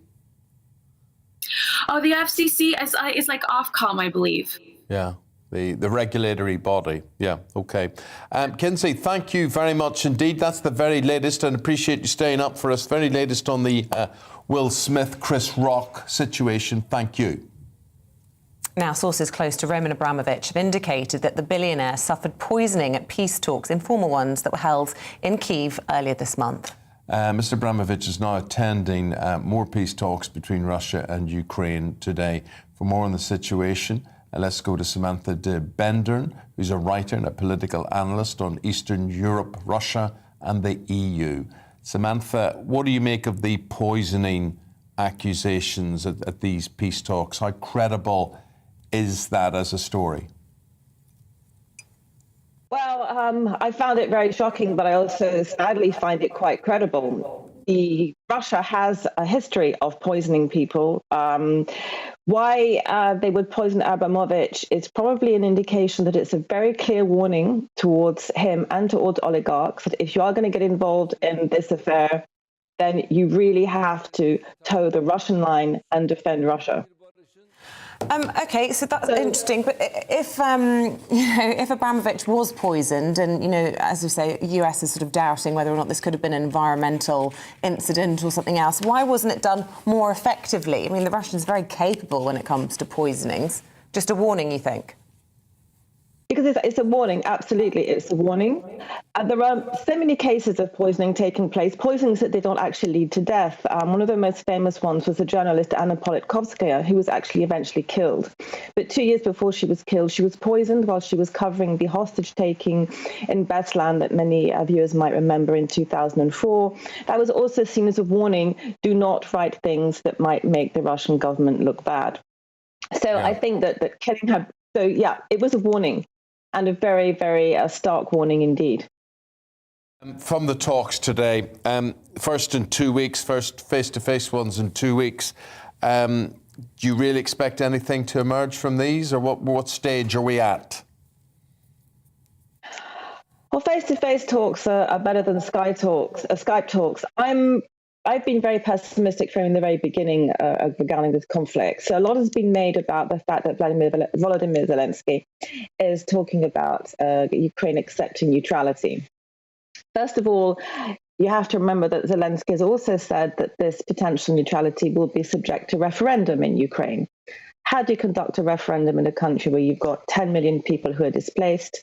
And also, would the Ukrainians be prepared to accept neutrality after having made so many sacrifices in the name of potentially joining NATO one day? Secondly, Zelensky has also said he wants neutrality with security guarantees. He wants security guarantees that would be equivalent to the kind of guarantees a country would have if it were a member of NATO. So even if the Ukrainians were to accept this potential neutrality, what would Russia make of the security guarantees that Ukraine is asking for? So it's really not a done deal. There are a lot of other issues that are still up for discussion. Zelensky has said again that he wants to defend the territorial integrity of Ukraine.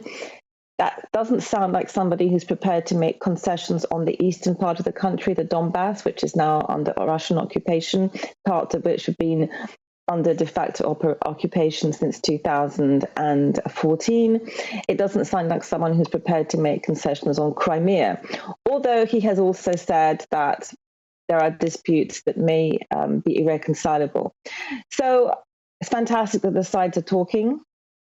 I have not seen many signs from Russia that they're prepared to make interesting concessions. And when we see what happened to Abramovich and to Ukrainian negotiators as well, this really gives us the tone of what Russia is doing here. That they've invaded this country. They're now talking about negotiations and potentially incapacitating negotiators who may not toe the line. So I'm not that optimistic, I have to say. Yeah, and Samantha, really interesting you talk about the tone. I mean, the Times this morning quoting that apparently Abramovich flew a handwritten letter last week from Zelensky and met personally with Putin in Moscow. And Putin's initial response was, "Tell him I will thrash them." Interesting tone. Well, I think Putin is absolutely incensed at the resistance that he's met from the Ukrainians. He's absolutely incensed that Zelensky, whom he dismissed as a clown, has now turned out to be a heroic wartime leader. He's all his preconceptions about Ukraine, that this was a country that he was going to walk into, that he would be greeted with flowers and salt, and is putting up the fiercest resistance that any analyst could have expected, is incensing Putin. The rumors that we're getting from Moscow is that he took the decision to invade without listening to his military commanders, listening to his sort of coterie of KGB advisors or former KGB advisors. He's absolutely in shock and furious. And flash him, well, that could mean a lot of things. You will know, of course, that he's threatened to use nuclear weapons. It's hopefully it was just something he said in anger. It could mean a lot more dramatic and serious things. Samantha de Bernden, thank you very much indeed. She's an Associate Fellow, Russia and Eurasia Programme at the Royal Institute of International Affairs at Chatham House. Thank you very much indeed. 20 fines could be issued as early as today over the Partygate investigation. Yes, in January, the Metropolitan Police launched an inquiry into the parties held by MPs and the Prime Minister during the pandemic. Well, joining us now is our political correspondent, Tom Harwood. He's in the studio for us, Tom. Look, lots of speculation that the Met Police could be issuing these fixed penalty notices as soon as today. We think between 15 and 20 of those out of the 100 who were questioned. Do we know who we expect to be among those and what sort of fines we're looking at? So we're expecting today the easiest fines to issue to come about, and we don't know for sure it will be today. This is just leaning into what the Met Police may have been saying with regards to an imminent finding. That's what the Cabinet Office has been told. So imminently, we will hear about those first tranche of fines. This will likely be the kind of people who've admitted to wrongdoing, and a number of civil servants, a number of staff have admitted to attending. So will not be Boris events. Johnson. I think it's incredibly unlikely to be Boris Johnson today. That's not to say he will never receive a fixed penalty notice, but today it'll be those easiest open and shut cases. And whilst we say it could be 15 to 20 fines, that doesn't mean it'll be 15 to 20 people, because one individual may receive multiple fines. So really, we're going to see the first issuing of this. We'll hear about numbers, but we might not hear necessarily about names. That we might have to wait for. You're going to hear a lot of clamour around this. I mean, what is the point really now? The general public will look and say, we've moved on by and large. There are more important things, the Ukraine war. We need Johnson concentrating all of this. Why pursue these fixed penalty notices? Do you think it's wise for the Met? Well, I think a lot of people will feel that, yes, there are more important things right now, but a lot of other people will feel that this goes to the core of honesty in government, because on a number of occasions, people right at the top of this government have said repeatedly to the House of Commons that all the rules were followed. And I think it gets to the issue of trust, and that's where people want to believe and trust in their leaders. And if that feels like that trust has been broken, that's a significant problem. Partygate has been suppressed. It hasn't gone away. And so to some some extent what we'll be seeing in the coming days, because of course today might not be the most hairy day for the Prime Minister. This will certainly bring this back into the conversation, but things may well get worse further down the line. Because let's remember that Sue Gray report, it was redacted, wasn't it? And this will be, when that first fine is handed out, will be the first admission that laws were broken at the heart of government, the very laws that they'd written themselves. It certainly will be. Indeed, there have been a number of admissions by some junior people, but the first time that those fixed penalty notices go out from the Met Police, that shows a notion of intent, and that means that more will be coming down the line. You mentioned Sue Gray. Of course, her partially published report came about at the start of this year. Once the Met Police conclude their investigation, we're expecting Sue Gray to publish an update to her report, because, of course, the Met Police investigation meant that she couldn't address issues that the Met Police was investigating. So potentially a much more seismic report coming from Sue Gray in the coming months too. That's our political correspondent, GB News political correspondent, Tom Harwood. Appreciate that, Tom. Tom back with his own show, 9:30 this morning. Top stories on this Tuesday morning are these. Sanctioned oligarch Roman Abramovich has been spotted at peace talks between Russia and Ukraine in Turkey this morning. It follows claims that he may have been poisoned during negotiations informally held in Kyiv earlier this month. The meeting in Istanbul is the first face-to-face gathering between negotiators in more than 2 weeks. Will Smith has apologised to Chris Rock for slapping him at the Oscars. The Best Actor winner says his actions were inexcusable after the Academy condemned what happened and launched a formal review. The Queen is due to confirm whether she'll attend this morning's service of thanksgiving for the life of her husband, Prince Philip, at Westminster Abbey. Prince Andrew is also expected to attend in his first public appearance since reaching a settlement with Virginia Giuffre.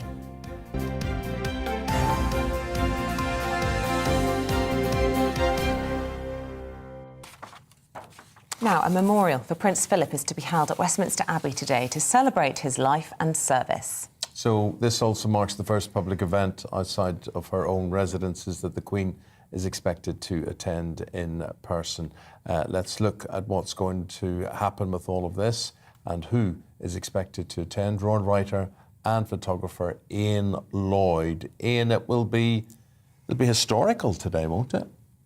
Absolutely, yeah. I mean, the Queen's determined to be there because she's not only head of the family, but she's head of the nation, head of the Commonwealth, and obviously the widow of Prince Philip. So in all those roles, she'll want to be there very much to thank him for all the work that he's done for the monarchy over the years, you know. And he had written very explicit plans for his own funeral, hadn't he? And unfortunately, due to the fact that COVID was at its height at the time, many of those wishes couldn't be fulfilled. We're going to see many of those come to life today. What can we expect from the service? Well, a reflection on his contribution to not just national life, but as I say, international life with the Commonwealth. But his, I think his contribution to charity, he was patron of 800 organisations. And in some of them, he was ahead of his time, like the World Wildlife Fund, his interest in the environment, and the Duke of Edinburgh Award Scheme. That certainly would be mentioned because that's his lasting legacy, I suppose, which he believed that young people should, be full characters, but fully rounded characters. So not just interested in books, but interested in sport and contribution to society. So he set that up in the 50s, and I think it'll reflect all of that, his contribution to national life through all these charities. Ian, will you be there yourself? No, unfortunately, I didn't have a pass, and I'm also looking after my mum, who's 99, so she's Philip's age, and she is part of that society that's slowly disappearing, that wartime society of contribution to Queen and country and national life and duty and so on. Don't worry, Ian, you can get full coverage here on GB News. Stay tuned our way a little bit later on, especially if Her Majesty is there. Yeah, and through your lens, over the years, what do you remember? How will you remember the man himself? Well, the interesting thing with Philip is when he was with the Queen, he played the part. So at events like today and Trooping the Colour, the big national events, he very much towed the line. He played the part. If you got him on his own, go to somewhere, you more or less get a back of his head. He wouldn't play the part on his own. He wasn't interested in sort of being the centre stage. He just wanted to support the Queen. And I don't think he liked he hated the press. I did meet him at a reception in Russia, and he came over to talk to me, and he noticed on my badge it said photographer, and he just went, huh, and walked away, which was typical of him. And I was a bit upset at the time, but then I think he did the same to Piers Morgan, so I think I'm a good confidence. Good talking to you, Ian. Thank you very much indeed. Ian Lloyd's got so many memories there. He's a royal writer and photographer ahead of the memorial service for the Duke of Edinburgh at Westminster Abbey today. Yeah, and all the best to your mum as well. Take care, thank you. Stay with us. Coming up, we're going to be discussing the P&O ferry redundancies and what it means for those workers. That's after your Tuesday forecast. Hello, good morning. I'm Eamonn McGivern from the Met Office. Having enjoyed so much warm spring sunshine recently, well, today is going to feel a bit different. A lot of cloud, some showers, and certainly feeling cooler, but even colder weather is on the way during the next few days. Arctic air straight from the North Pole coming south, initially into the northern Scotland during the rest of today behind a cold front, and then sweeping across the country during the next couple of days. That cold front I mentioned, bringing some outbreaks of rain to the north of Scotland, followed by hail and snow showers for the Northern Isles. Another front is coming north into the far south of England to bring a lot of cloud and some damp weather first thing. Elsewhere, a lot of low cloud actually, some mist and fog first thing. Tends to lift, but we keep the grey skies, the best of any brightness towards the west of the UK. And feeling cooler under that cloud, but still temperatures above average for the time of year, 11 to 14 Celsius in the south, whilst the north of Scotland turns markedly colder, 5 to 7 degrees here, and those frequent sleet, snow and hail showers are moving into the Northern Isles, the north of the mainland of Scotland as well, during Tuesday night into the start of Wednesday. A widespread frost then for Scotland as we start off Wednesday. Northern Ireland, Northern England, parts of the Midlands, North Wales sees rain and hill snow moving south. Relatively light at this stage as it pushes into central England, parts of Wales as well during Wednesday morning. Ahead of that, to the south, well, South Wales, Southwest England see some sunny spells, but also some showers breaking out during Wednesday. And it stays mild here, 12 Celsius for Plymouth, 10 for London, but 5 to 7 degrees elsewhere across the northern two-thirds of the UK. That colder air then affects all parts on Thursday. Could even see some sleet and snow at lower levels in the southeast on Thursday morning. Don't be surprised if you see that happening, and it will feel very cold across the country.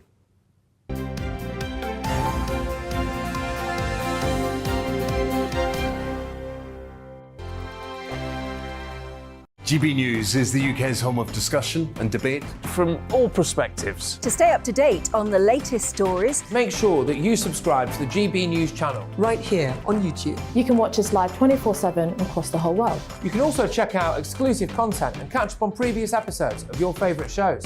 Every day, we ask the questions that you'd ask, so why not add your voice to the conversation in the comments section? Don't forget to subscribe. We are GB News, Britain's news channel. Every night at 11 on GB News, we bring you the next day's stories the day before. It's basically like time travel. If it's a big story, we'll cover it, guaranteed. But we'll also have some fun along the way. Big opinions, big laughs. Sometimes big hair. This is Headliners, the paper review show that won't send you to sleep like the others will. 11 p.m, 7 nights a week. Join us.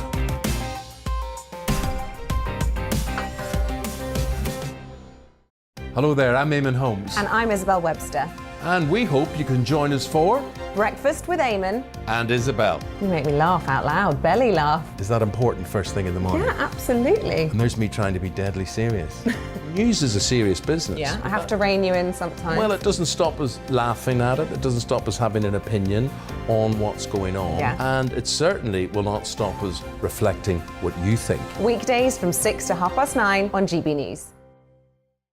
I'm Dan Wootton. Join me Monday to Thursday from 9 to 11 for the feistiest and most fun news debate on TV, where free speech reigns. I'll bring you a sharp take on the day's biggest stories, bombshell newsmaker interviews, and A-list guests. And I guarantee you, no spin, no bias, no censorship, and no reason to go to bed. That's Dan Wootton Tonight, Monday to Thursdays from 9 on GB News.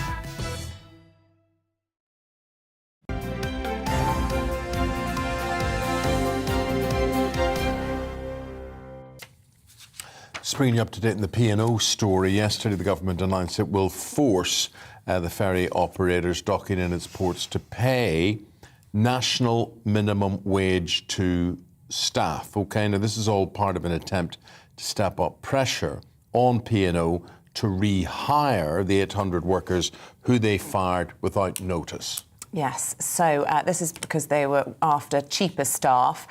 This was followed by the revelation that another ship, the Pride of Kent, had been detained following an inspection by the Coast Guard. Well, let's head over to Edinburgh, where First Minister Nicola Sturgeon's under pressure over another ferry crisis, and our reporter Davy Donaldson is there for us this morning. Davy, bring us up to speed on this one. Yeah, Nicola Sturgeon, obviously the CalMac ferry contracts were handed out in Port Glasgow a wee while back, and Nicola Sturgeon has been under pressure over this. The Finance Secretary, Kate Forbes, was unable last week to tell us who was actually responsible for those contracts. Nicola Sturgeon came out last Thursday in the Scottish Parliament and said that tried to put the blame on Derek Mackay, the disgraced MSP Derek Mackay, but said that the buck stops with her, and she said that she will fully answer questions today in the Parliament. So this should be very, very interesting indeed, because this has gone way, way over budget. There's been various claims from various people about, the contracts being handed out for political purposes. We heard from Jim McCall, who got one of the contracts, and he felt that they had been handed out for political purposes rather than perhaps for the correct meaning or the correct purpose. So very interesting to see what Nicola Sturgeon's got to say for herself today. She certainly will be grilled, there's no doubt about that, by her opposition parties, and as we try to get to the bottom of who was actually responsible for these contracts. OK, Davy, thank you. Is that it, Davy? Sorry? Is that it? Are we done? I don't know. Do you want any more? No, obviously, we've got the P&O ferry thing as well. We've got Peter Hebblethwaite. Sorry. Yeah, go on. Tell me about Peter Hebblethwaite, because Grant Shapps, the Secretary of State for Transport, I'm reading a very sharp letter he's fired off to Hebblethwaite. Yeah, we've heard that. Yeah, that's right. Grant Shapps already came out and said that, urging him to reinstate these P&O workers. We've had protests right across Scotland and further afield down in England as well. So an absolute outrage. You can imagine waking up one day, you've had a job the day before, next day you're out of work. So yeah, absolutely outrageous. Peter Hebblethwaite is going before a committee at the Scottish Parliament today remotely. So whether that's going to change anything, I'm not entirely sure, but certainly a lot of pressure being put on by various people. You talked earlier, Eamonn, about the ships there, of course, being stopped and because of safety reasons. So there's certainly a lot of pressure on P&O at the moment. Whether they're going to buckle under that, well, remains to be seen. Here's the thing, Davy, that I question. Awful what happened. The Secretary of State, he's saying, give these folk their jobs back on their previous terms, conditions and wages. But there must be a big temptation from the workers, 800 of them, not to want their jobs back, because if they're going to get payoffs of lump sums, I don't know if we're talking 10,000, 20,000, 40,000, but that might be more attractive to get out of a low-paid job, take the money in the bank and go and work somewhere else. Well, I think you've got a very valid point, Eamonn. I think that's highly likely what a lot of people will decide to do if they get that opportunity. It's not the best paid job in the world, and I'm sure that most of the workers would freely admit that, and we can see that for ourselves. But yeah, I mean, it does. You do wonder whether they actually want the jobs back, or whether they want just to take some sort of payment and move on and find other employment. Either way, they certainly deserve to be compensated.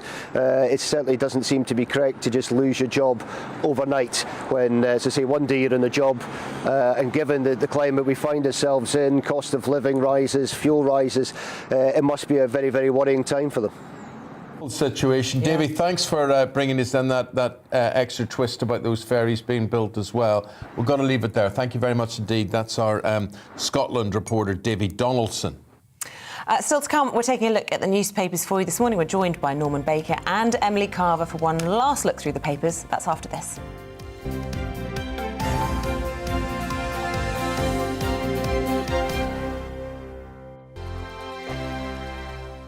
GB News is the UK's home of discussion and debate. From all perspectives. To stay up to date on the latest stories, make sure that you subscribe to the GB News channel. Right here on YouTube. You can watch us live 24/7 across the whole world. You can also check out exclusive content and catch up on previous episodes of your favourite shows. Every day, we ask the questions that you'd ask, so why not add your voice to the conversation in the comments section? Don't forget to subscribe. We are GB News, Britain's news channel. Every night at 11 on GB News, we bring you the next day's stories the day before. Basically like time travel. If it's a big story, we'll cover it, guaranteed. But we'll also have some fun along the way. Big opinions, big laughs. Sometimes big hair. This is Headliners, the paper review show that won't send you to sleep like the others will. 11 p.m, 7 nights a week. Join us.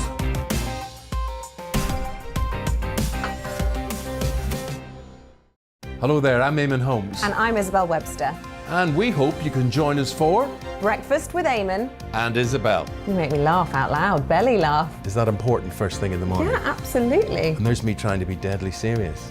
News is a serious business. Yeah, I have to rein you in sometimes. Well, it doesn't stop us laughing at it. It doesn't stop us having an opinion on what's going on. Yeah. And it certainly will not stop us reflecting what you think. Weekdays from 6 to 9:30 on GB News.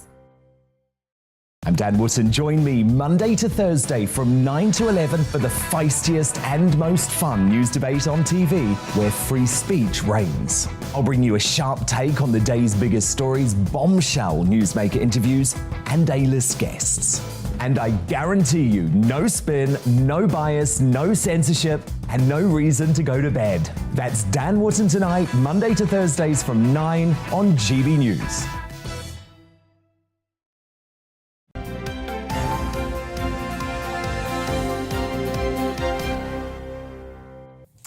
Welcome back. It's 8:33. Let's bring you up to date with today's top stories. And the sanctioned oligarch Roman Abramovich has been spotted at peace talks this morning between Russia and Ukraine being held in Istanbul in Turkey.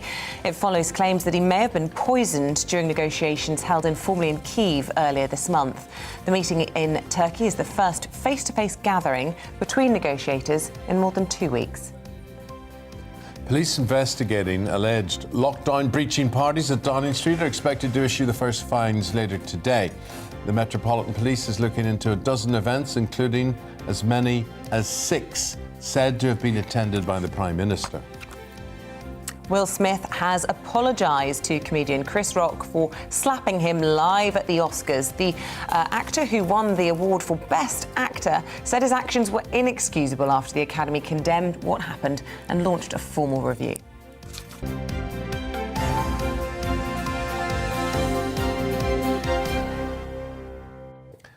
We go through what's in the papers today with former Home Office Minister and royal author Norman Baker and the columnist at Conservative Home, Emily Carver. Very good to see both of you. We welcome you back for the third and final time this morning. Emily, it's income tax that is concerning you, reported in the Financial Times. Well, we've heard a lot that we're going to be facing the biggest cost of living squeeze, loss of disposable income in decades, I believe since the 70s is what people are predicting. The Bank of England is now reiterating this concern. Yesterday, the Bank of England Governor, Andrew Bailey, he warned that we face a historic shock to our incomes, and this is, of course, because of energy prices and also inflation hitting us all at the same time. So those were his concerns. And he's essentially warning also that we could be facing stagflation, which, of course, is when we have a slowing of economic growth at the same time as inflation pushes up prices. The headline, Norman, reads, an historic shock. Britain's face a historic shock. That sounds quite scary. A historic shock in terms of the financial implications. To incomes. Absolutely. Well, you've got a situation. I feel sorry for the Chancellor, actually. I don't suppose you'd expect me to say that. But look, I mean, he's had a big splurge of money he's had to put out for COVID. There's a huge cost associated with the war in Ukraine, either directly in terms of funding weapons and so on, or alternatively, the energy price increase that's partly due to that.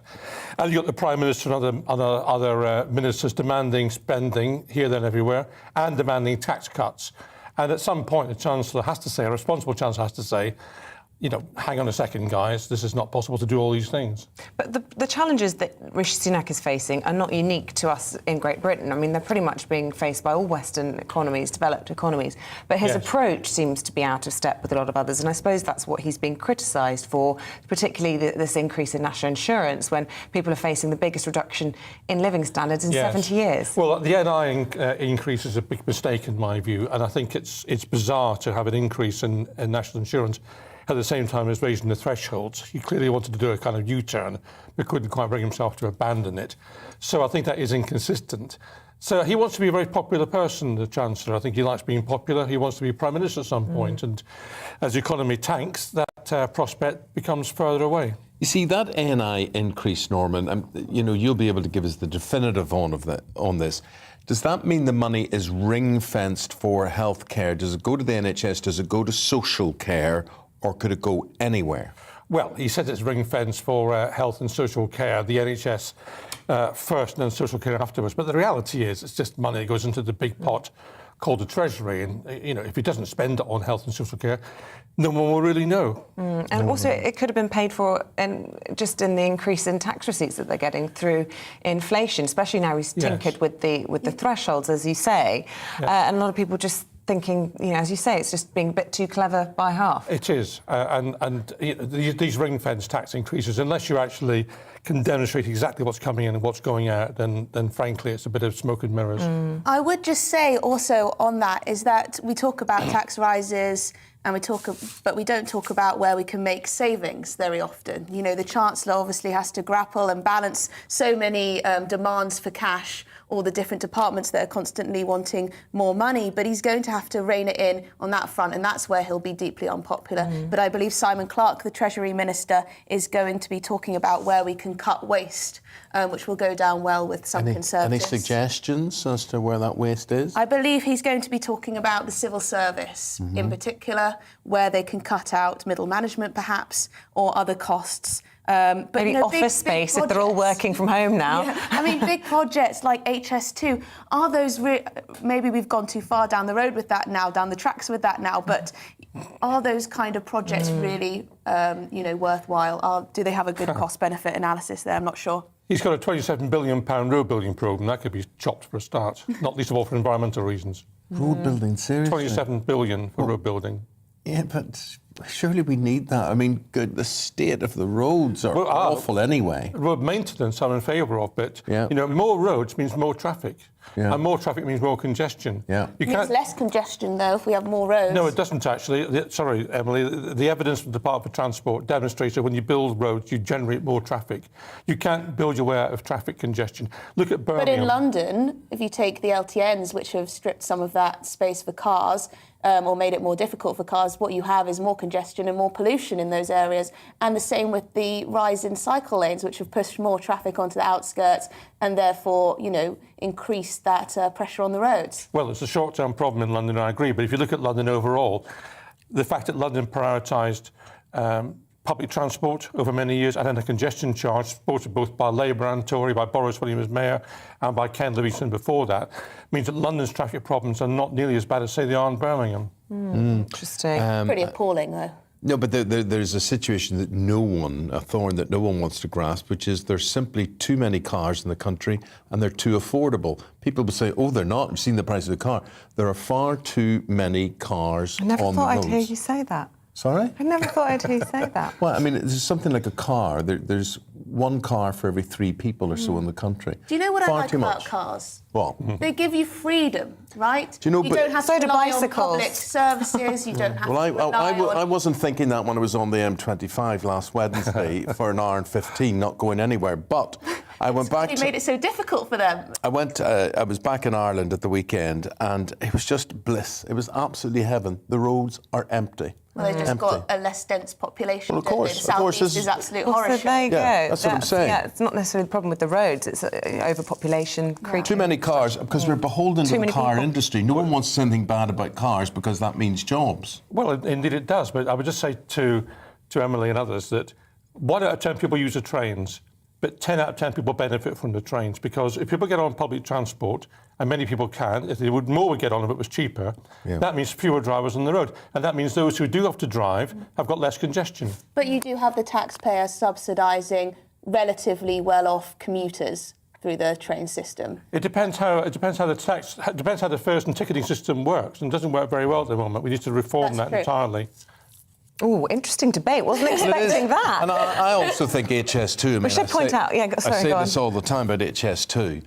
What's the alternative? Do you want to stay in a Victorian infrastructure? I mean, that's what people seem to want. You want something. We want bullet trains. We want fast. We want transporters. We want it to be like Star Trek. You walk into a chamber, press a button, and you appear in Birmingham. I'd like to think if there was a good, economic case for HS2, that the private sector would have pumped up some of the cash. What do you think on HS2 while we've got you? Because you were an Under-Secretary of State in the Department of Transport, we should say. Yes, HS2. Look, I mean, HS2 has been badly handled.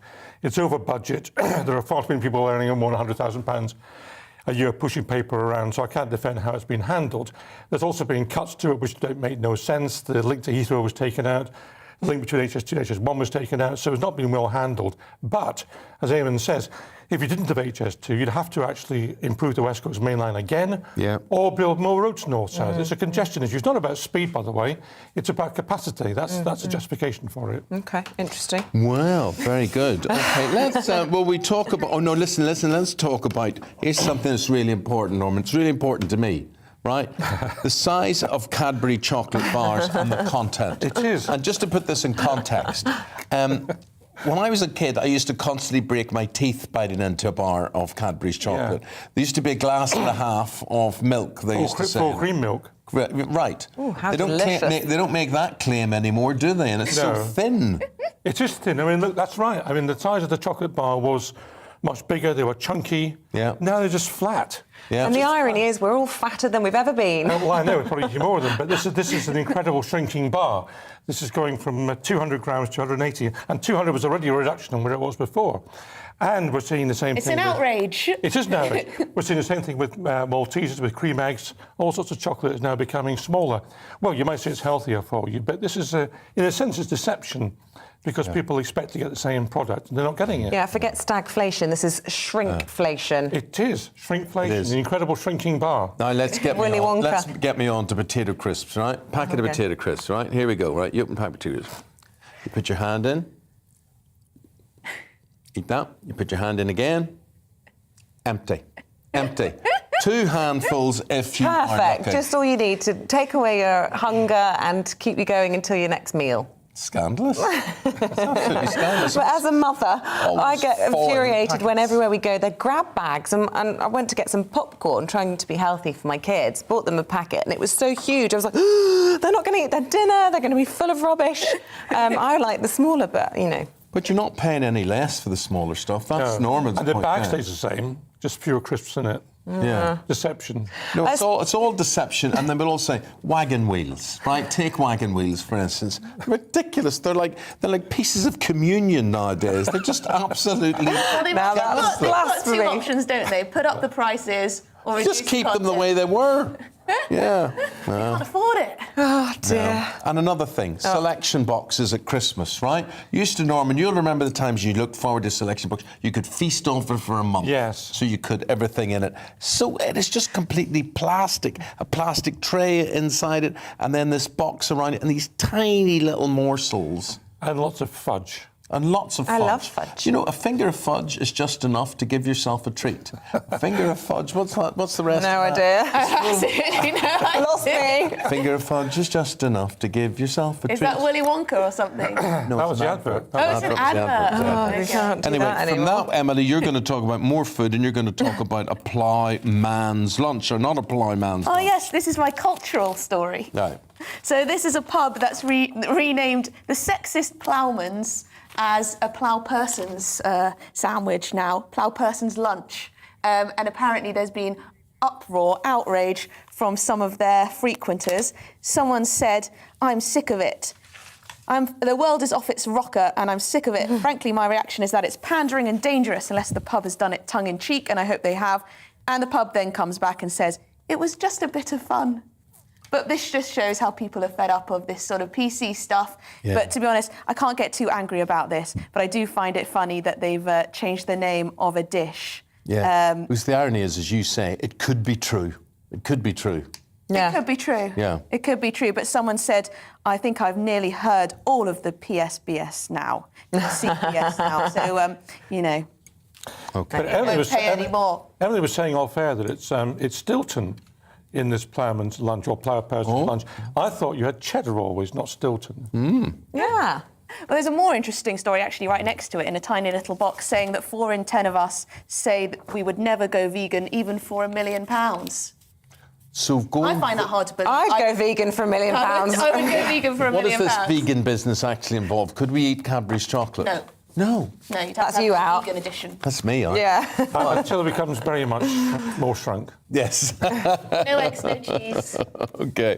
Guys, thank you very much Thank indeed. you for that. Appreciate Sort of going through the papers, but interesting debate nonetheless. Emily Carver, Norma Baker, thank you very much. Let's take a look at what's making the top stories this morning.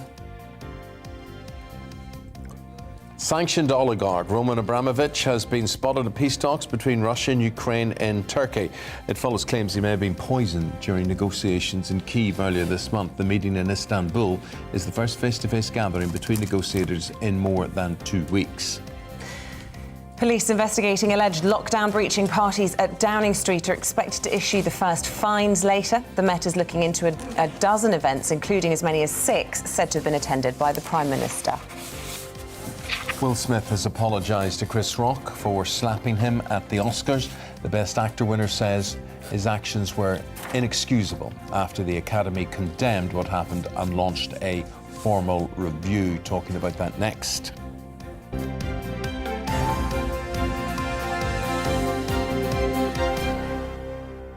Isabel, this whole smackgate, whatever, it's raising certain questions about, was Will Smith a hero for getting up and defending his wife? Did Chris Rock mean what he said? Was he just an ignoramus? When did the Oscars turn into a roast? Yeah. Because that's what it just seems to be, a complete slagging off situation. So we are now going to talk about this with Kate Wills, who's a columnist and an author. And does chivalry come into this, Kate, at all? For me, what Will Smith did wasn't chivalrous, and I think we need to really change our ideas of what chivalry means. The original meaning of it was to be courteous and respectful in, medieval times for knights. And I think that we can all be chivalrous to each other. It's not about men protecting women or defending their honour. Do you not secretly yearn for that protection? And to give men who are useless, completely useless in the world, all their role has been taken away. They're nothing but criticised by people who they work with all the time. And they just think, what is the point? Maybe the one thing you could do is Would you punch someone for me, Eamonn? Is this what you're saying? Yes, I would. Would you? I definitely would. Oh, you see, this is I'd right. reach for The my truth sword. is, as a feminist, I have a conflict head and heart. My heart would be like, that's a really lovely thing to do, and I would be touched that you or my husband would want to protect my honour. But my head would say that's not the right way to deal with it. And I think maybe a lot of people see that looking at it. I think it's particularly not the right thing to do given the platform and the role model status that Will Smith carries. Exactly. And would you be touched, though, or would you actually feel a bit disempowered and say, hang on, I can stand up for myself and say my own piece. I don't need you to step in for me.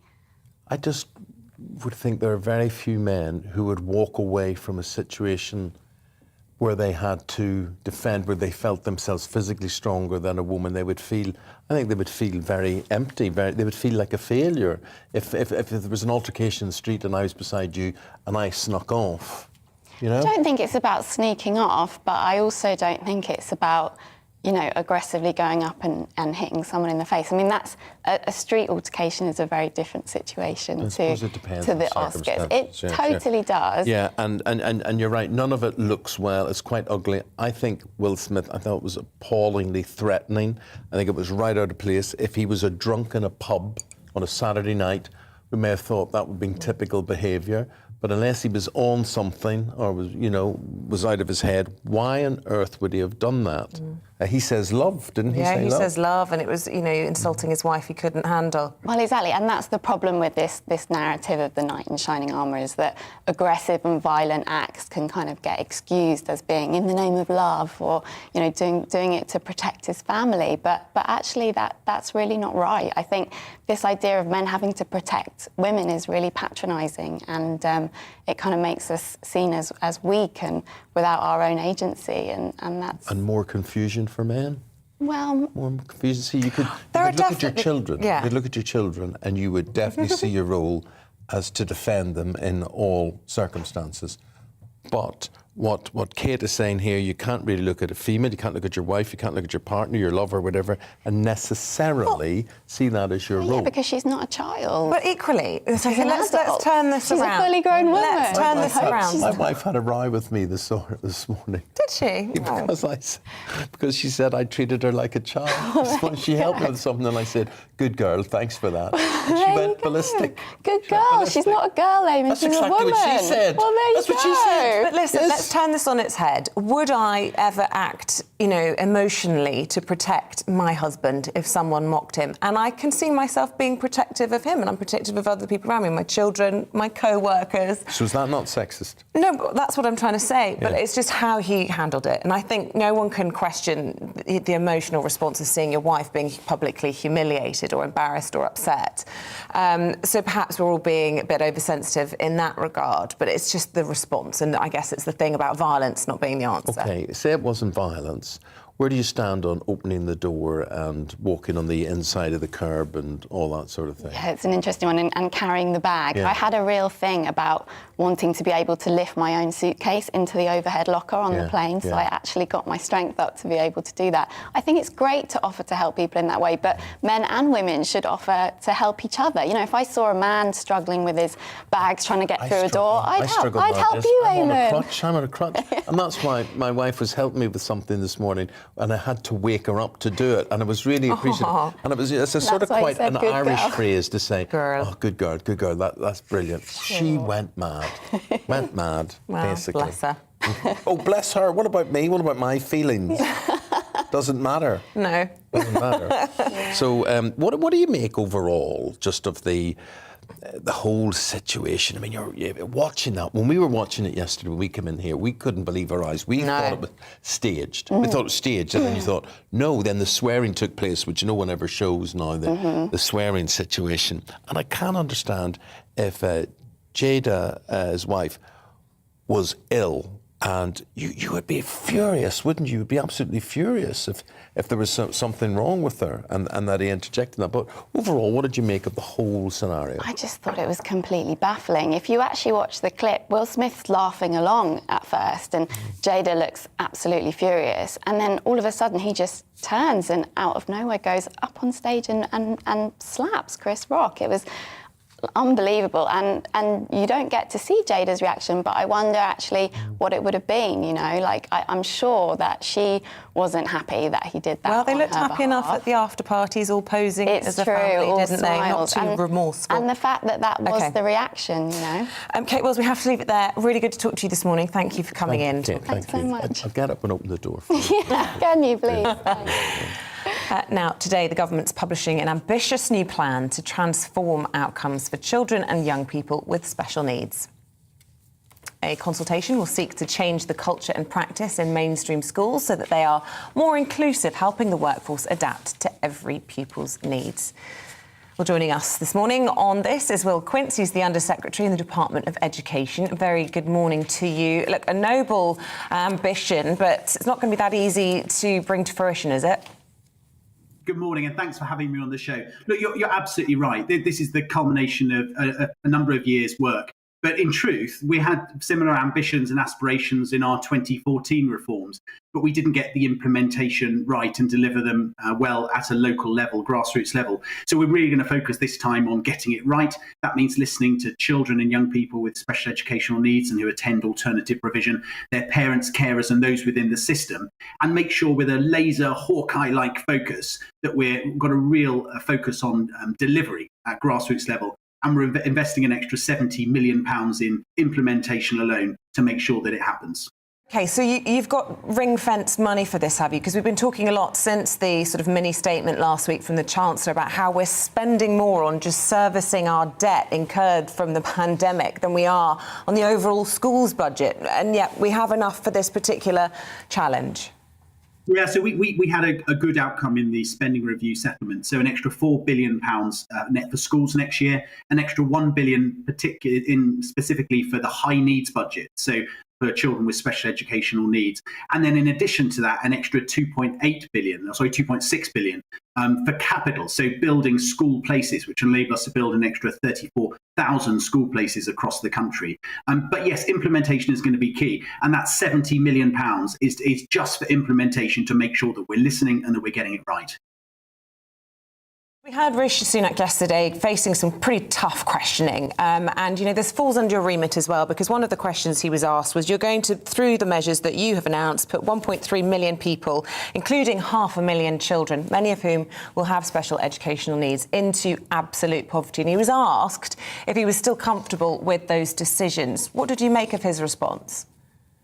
So I didn't catch Rishi's appearance before the select committee, but did see a readout. I'm not comfortable with a single family being in poverty, absolute or relative, in this country, and we've got to strive to do everything we can. Now their forecasts, I think, from the Resolution Foundation, Rishi's rightly put in place as part of the spring statement support this year to the tune of £22 billion, an extra 9.1 billion on energy. But he also said at that session that he's got to keep a real watchful eye about what happens with energy markets and the cost of living over the course of the next few months, because he needs that necessary agility to step in as required. And look, I was the Minister for Welfare Delivery at the Department of Work and Pensions for the past 2.5 years, including before this role and including during the pandemic. And both the Chancellor and the Prime Minister never failed at any point to step in and support the poorest, most vulnerable and disadvantaged in our country through hard times. And if it's necessary again, I've no doubt they'll do the same. Nudging from Marcus Rashford along the way. Look, I want to ask you about Partygate. We're expecting to get those first fixed penalty notices from the Met Police today. No idea if you're involved in that in any way. What's your thoughts about this? Because as and when that happens this morning, it will be the first public admission that laws were broken at the very heart of government. So certainly not involved in any way, and I don't know any more than the press and media reports that you've seen. And look, I entirely understand why you've asked the question. I understand the huge public interest in this, and I also understand the deep hurt and upset that's been caused. But given that there is an ongoing live police investigation, although I understand from press reports it might be concluding, while that's live, it is just not appropriate for me to comment. We'll leave it there. Will Quince, thank you. He's the Under-Secretary of State at the Department of Education. Thank you very much indeed. Thank you, Will. With that, we'll take a break. Back with you, top of the hour.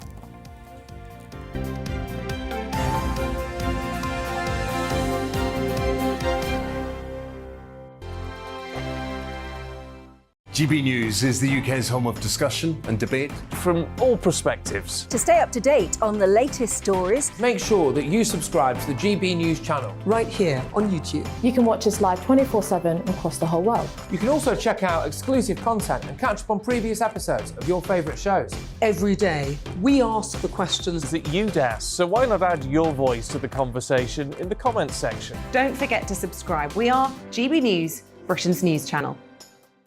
Every night at 11 on GB News, we bring you the next day's stories the day before. It's basically like time travel. If it's a big story, we'll cover it, guaranteed. But we'll also have some fun along the way. Big opinions, big laughs. Sometimes big hair.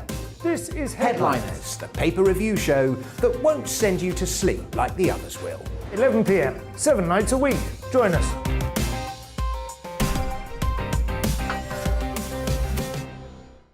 Hello there, I'm Eamonn Holmes. And I'm Isabel Webster. And we hope you can join us for Breakfast with Eamonn and Isabel. You make me laugh out loud, belly laugh. Is that important first thing in the morning? Yeah, absolutely. And there's me trying to be deadly serious. News is a serious business. Yeah, I have to rein you in sometimes. Well, it doesn't stop us laughing at it. It doesn't stop us having an opinion on what's going on. Yeah. And it certainly will not stop us reflecting what you think. Weekdays from 6 to 9:30 on GB News. I'm Dan Wootton. Join me Monday to Thursday from 9 to 11 for the feistiest and most fun news debate on TV, where free speech reigns. I'll bring you a sharp take on the day's biggest stories, bombshell newsmaker interviews, and A-list guests. And I guarantee you, no spin, no bias, no censorship, and no reason to go to bed. That's Dan Wootton Tonight, Monday to Thursdays from 9 on GB News.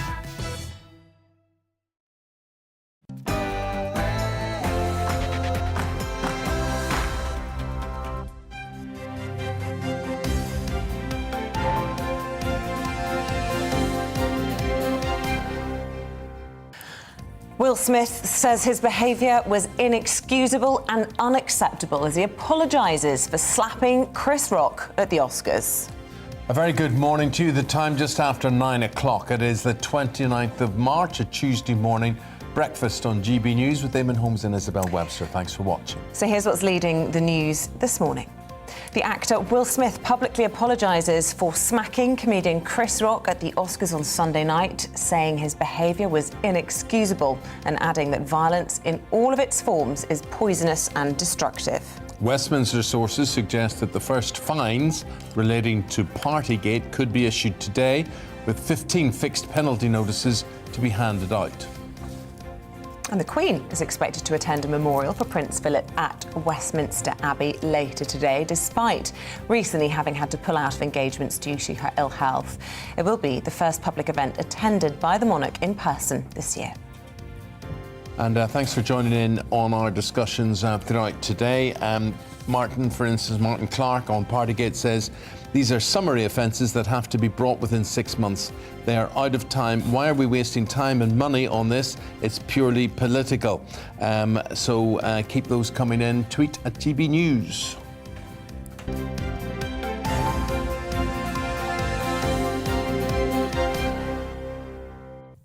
So the top story this morning is that the actor Will Smith has apologised to the Oscar organisers, producers and the comedian Chris Rock for smacking him live on stage last night. At the moment has completely overshadowed the ceremony itself, and it took place after Chris Rock made a joke about Smith's wife's hair. Now, in the immediate aftermath, he was taken aside by Oscar winner Denzel Washington before coming back on stage to accept the award for Best Actor for his performance in King Richard, where he portrays the father of the tennis players Serena and Venus Williams.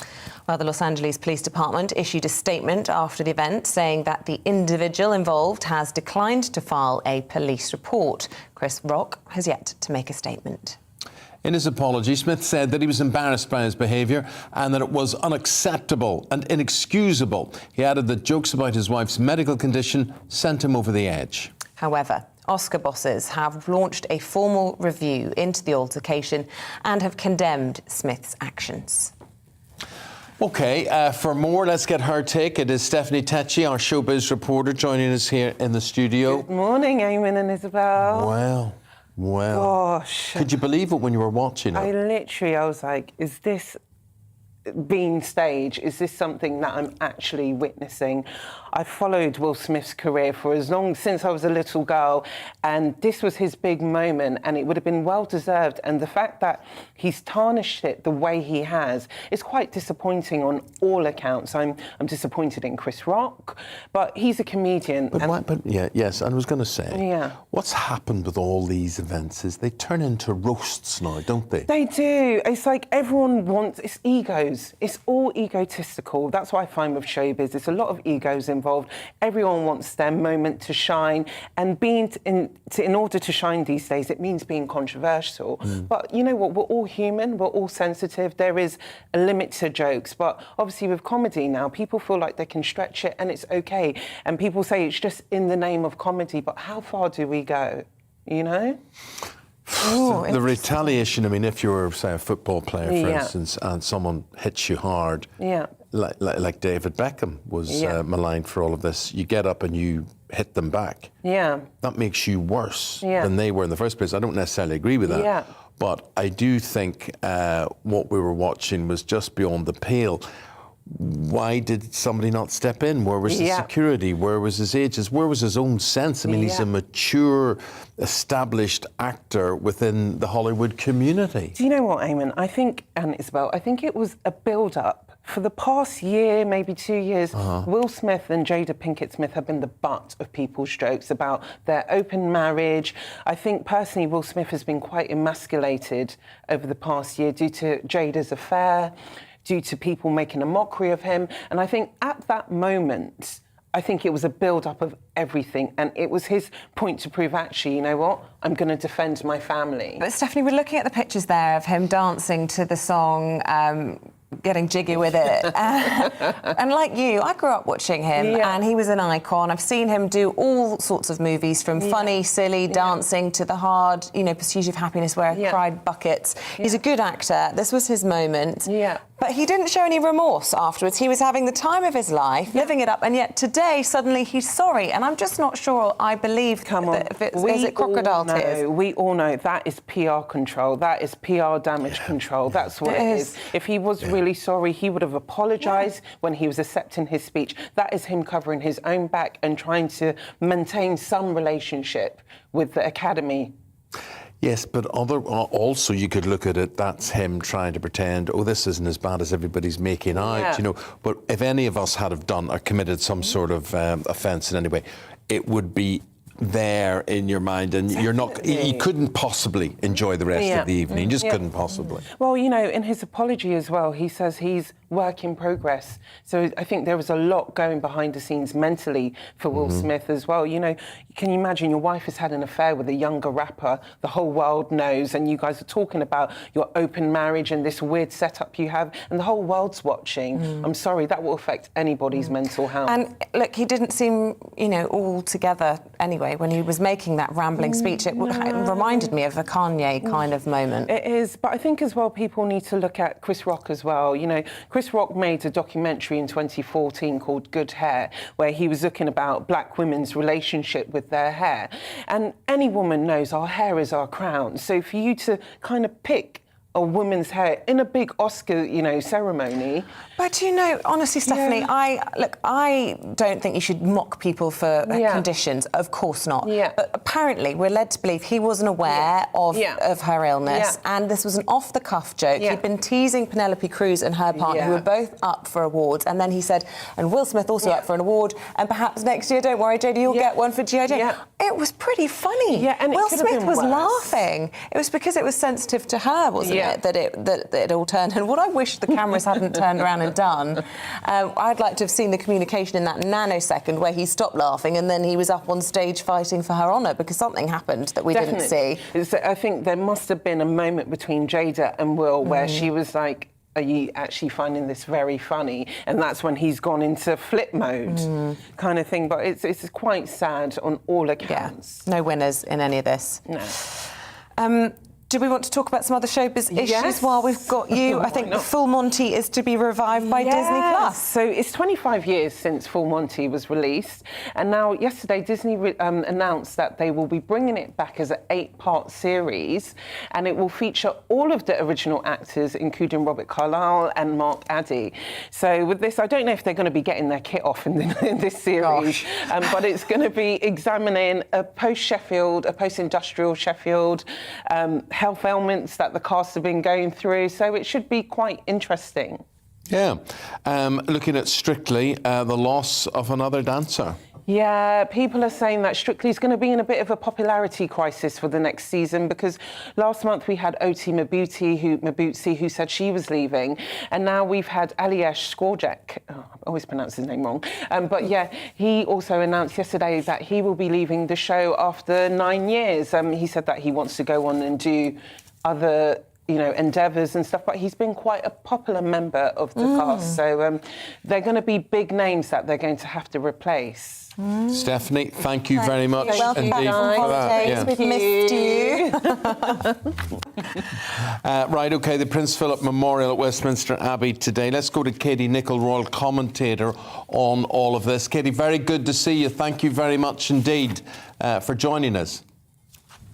Good morning, both of you. And yes, I've just had some good news in. from the palace, and I can tell you that it is the Queen's intention to be there this morning. We were told that she'd be making a decision at some point this morning. At the moment, with her health, it's just a case of not knowing how she's going to feel in the morning. So there was still, up until early this morning, a question mark over whether she would be at Westminster Abbey, but we're told it is her intention to be there, and that service, of course, starts at 11:30 at Westminster Abbey this morning. You know what, hats off to Her Majesty, because we know that she's been struggling with her health recently, and I think it's a real sign not only of her affection for her husband, but her real sense of duty. You know, she wants to do this, even if it's going to be physically very hard for her. Well, I think it is going to be challenging, and I think we often forget, because she has been in such remarkable health, and you think back to that funeral last April, and particularly those 6 to 8 weeks afterwards, she was up in Scotland opening the Scottish Parliament. She had a very busy calendar of engagements, and she seemed to get over that moment, which we're all watching now, those images that I think all of us are going to remember forever, her sitting on her own in those pews at St George's Chapel. Somehow and miraculously, she just seemed to bounce back from that. And then, of course, as we know from October, it's been a bit of a spiral downwards for her health. But she's doing what she can, when she can, and how she can. And I think it's going to be interesting today, Isabel and Eamonn, to watch just whether there are any adjustments made to the service. I think flexibility has been the order of the word today. And possibly we're not going to see her do a long walk from the West Steps. She might enter the Abbey from a different entrance that we're used to seeing. So, I think we just have to watch it and see. But the most important thing is, of course, that she's going to be there to pay tribute to Prince Philip's life in a way that they weren't able to do back in April because of COVID restrictions and social distancing. Yeah. All eyes are not only going to be on her, but who is beside her. And what I'm alluding to is Prince Andrew. He has got a role. He is there. I mean, obviously, this is in honour of his father. Would you expect him to be by the Queen's side? I hate speculating on things like this, but I would not expect him to. I think when we're seeing the royal family now, I think a very clear message is going out to the public. And that message is a projection of the new tier, the top tier, if you want, of royalty. So I think the Queen is going to be very much supported by the Prince of Wales and the Duchess of Cornwall and by the Cambridges. At events like this, you do see that tier of monarchy, you see that hierarchy. I think it's surprising to a lot of people that the Duke is going to be there full stop. I think it would be very surprising if he was by Her Majesty's side. But as you point out, Eamonn, this is a family event. This is a family service of Thanksgiving. It's obviously very important to the Queen that all of her children are there. And she wants as few absentees as possible. Of course, back in April, there could only be 30 mourners at that ceremony. We're going to have the Abbey filled with a congregation of 1,800 today, but there will be notable absentees. Of course, I'm referring to the Sussexes, who we know will not be there at today's service. So let's talk about who will be there, because there'll be lots of European royals, and we were told earlier something like 700 charities represented, showing the huge number of patronages and charities that the Duke of Edinburgh was involved with. That's right. You're going to see what you couldn't see last year because of so many social distancing restrictions. You've got the Sea Cadets who will be lining the route up to the Abbey. As you pointed out, Isabel, 700 patronages and charities that the Prince represented. It's an extraordinary number. His achievement really was remarkable. And so I think you're going to see elements of his military life, of his philanthropic life. You've got Sir David Attenborough, who's going to be there. Let's not forget, we see the young royals doing all of the conservation, don't we, today? But Prince Philip was the pioneer of that. We're going to see those who have won gold Duke of Edinburgh awards. I think most people would say that the Duke of Edinburgh Award, which has helped the lives of millions of young people around the world, is probably Prince Philip's greatest legacy. And today, these people, representatives from these charities, can come together and celebrate the life of Prince Philip in a way that they couldn't. And they will be able to sing. We know that there's going to be, we're going to have chapel choirs from Windsor, also from the Abbey, the clergy from Windsor that couldn't take part as they would have done at the funeral. They're all going to be there today. So it should be a very happy occasion. And let's just hope that the Queen is on good form, that she's as comfortable as she can be, and that this is her opportunity to bid a farewell and a thank you to the man who was by her side for 74 years. And are you going to be there, Katie? Have you got an invite? I will be reporting from here. I'm scattered across the news networks this morning, and actually, I have to say, Eamonn, the best spot for watching these things is always on the telly because you get to see everything. You're so right. Just a final thought: they didn't have a wake, did they, last year because of the COVID restrictions? So perhaps the family, will they be having a private get-together in honour of the Duke of Edinburgh? And I know you hate to speculate, but I'm just guessing that they'll all be having a catch-up. Well, I think they probably will be. We're not getting any guidance from Buckingham Palace on anything that might not be part of the official programme. But don't forget, this is the first time the Queen will be in London for many, many months. It's the first time she's going to get to see her family all together and friends that she probably hasn't seen for a long time. So again, I think if she's feeling well this morning, the hope would be that there's going to be an opportunity to catch up with some friends and acquaintances that she hasn't seen for a very long time. Kitty Nicol, appreciate it. Thank you very much indeed for your time and your analysis. Come back again soon. Thank you. Thank you. We'll have the news headlines coming up after the break. Plus... Yeah, the former One Direction singer Liam Payne's accent's gone a little bit crazy. The clip with him speaking yesterday has gone viral. We'll be asking what's going on with it with the help of a linguistics expert. That's in a moment. See you then.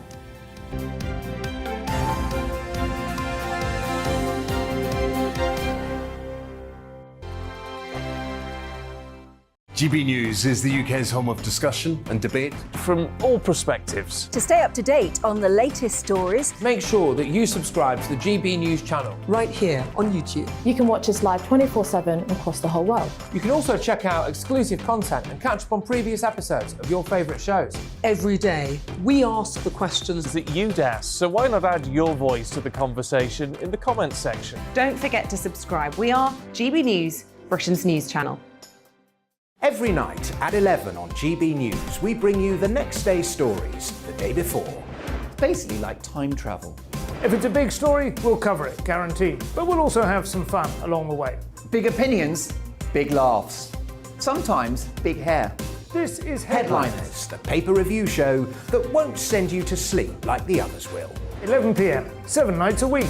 Join us.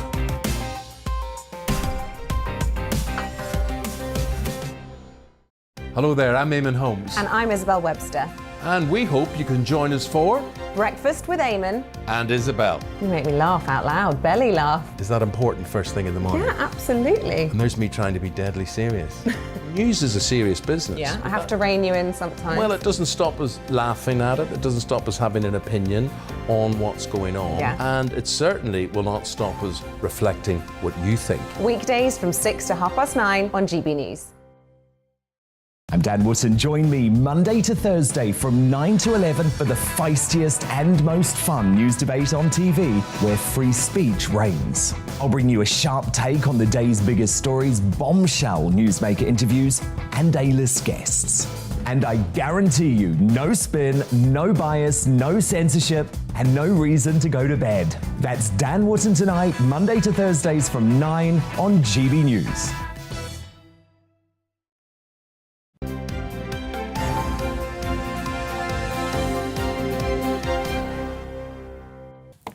Top stories in this Tuesday morning. Scotland Yard has confirmed that 20 fixed penalty notices will be issued today as part of its investigation into lockdown breaching parties at Downing Street. The Met is looking into a dozen events, including as many as 6 said to have been attended by the Prime Minister. The sanctioned oligarch Roman Abramovich has been spotted at peace talks between Russia and Ukraine in Turkey. It follows claims he may have been poisoned during negotiations in Kyiv earlier this month. The meeting in Istanbul is the first face-to-face gathering between negotiators in more than 2 weeks.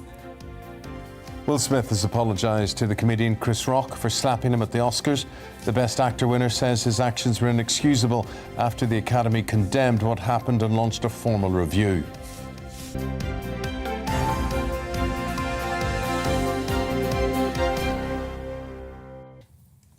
Now, the former One Direction singer Liam Payne's been called out for putting out what critics have said is a bizarre Irish-American accent. Where's he from? Where's he from? Wolverhampton, is he? So what was the Irish-American? Well, that's what she's got, a weird twang. You have to have a listen. Yeah. There's a lot of Irish people do speak. Oh, did you think I was saying no. Irish people have weird accents? No. I was wondering why he came up with that combo. Oh, right. Of Irish and American.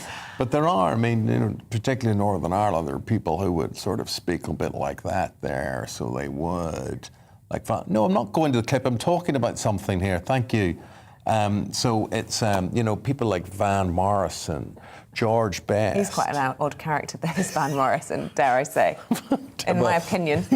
But anyway, Liam Payne was speaking on the red carpet, and his interview has been shared all over the world. So let's take a listen to it and give us your opinion. And I would rather take the beauty out of the situation than take the pain. But I had to leave my chair, I'll be honest with you. It cut me really deep. And I don't get deep about these things, but I'm a big movie fan, I'll be honest with you. And out of a horrible moment, there was a little bit of beauty in what came on, and I'm sure everyone's very apologetic about what happened. Shouldn't have happened. It's making my skin physically crawl. I know what Liam sings like, but I don't know what he talks like. Not like that. He's from Wolverhampton. I can't do a Wolverhampton accent.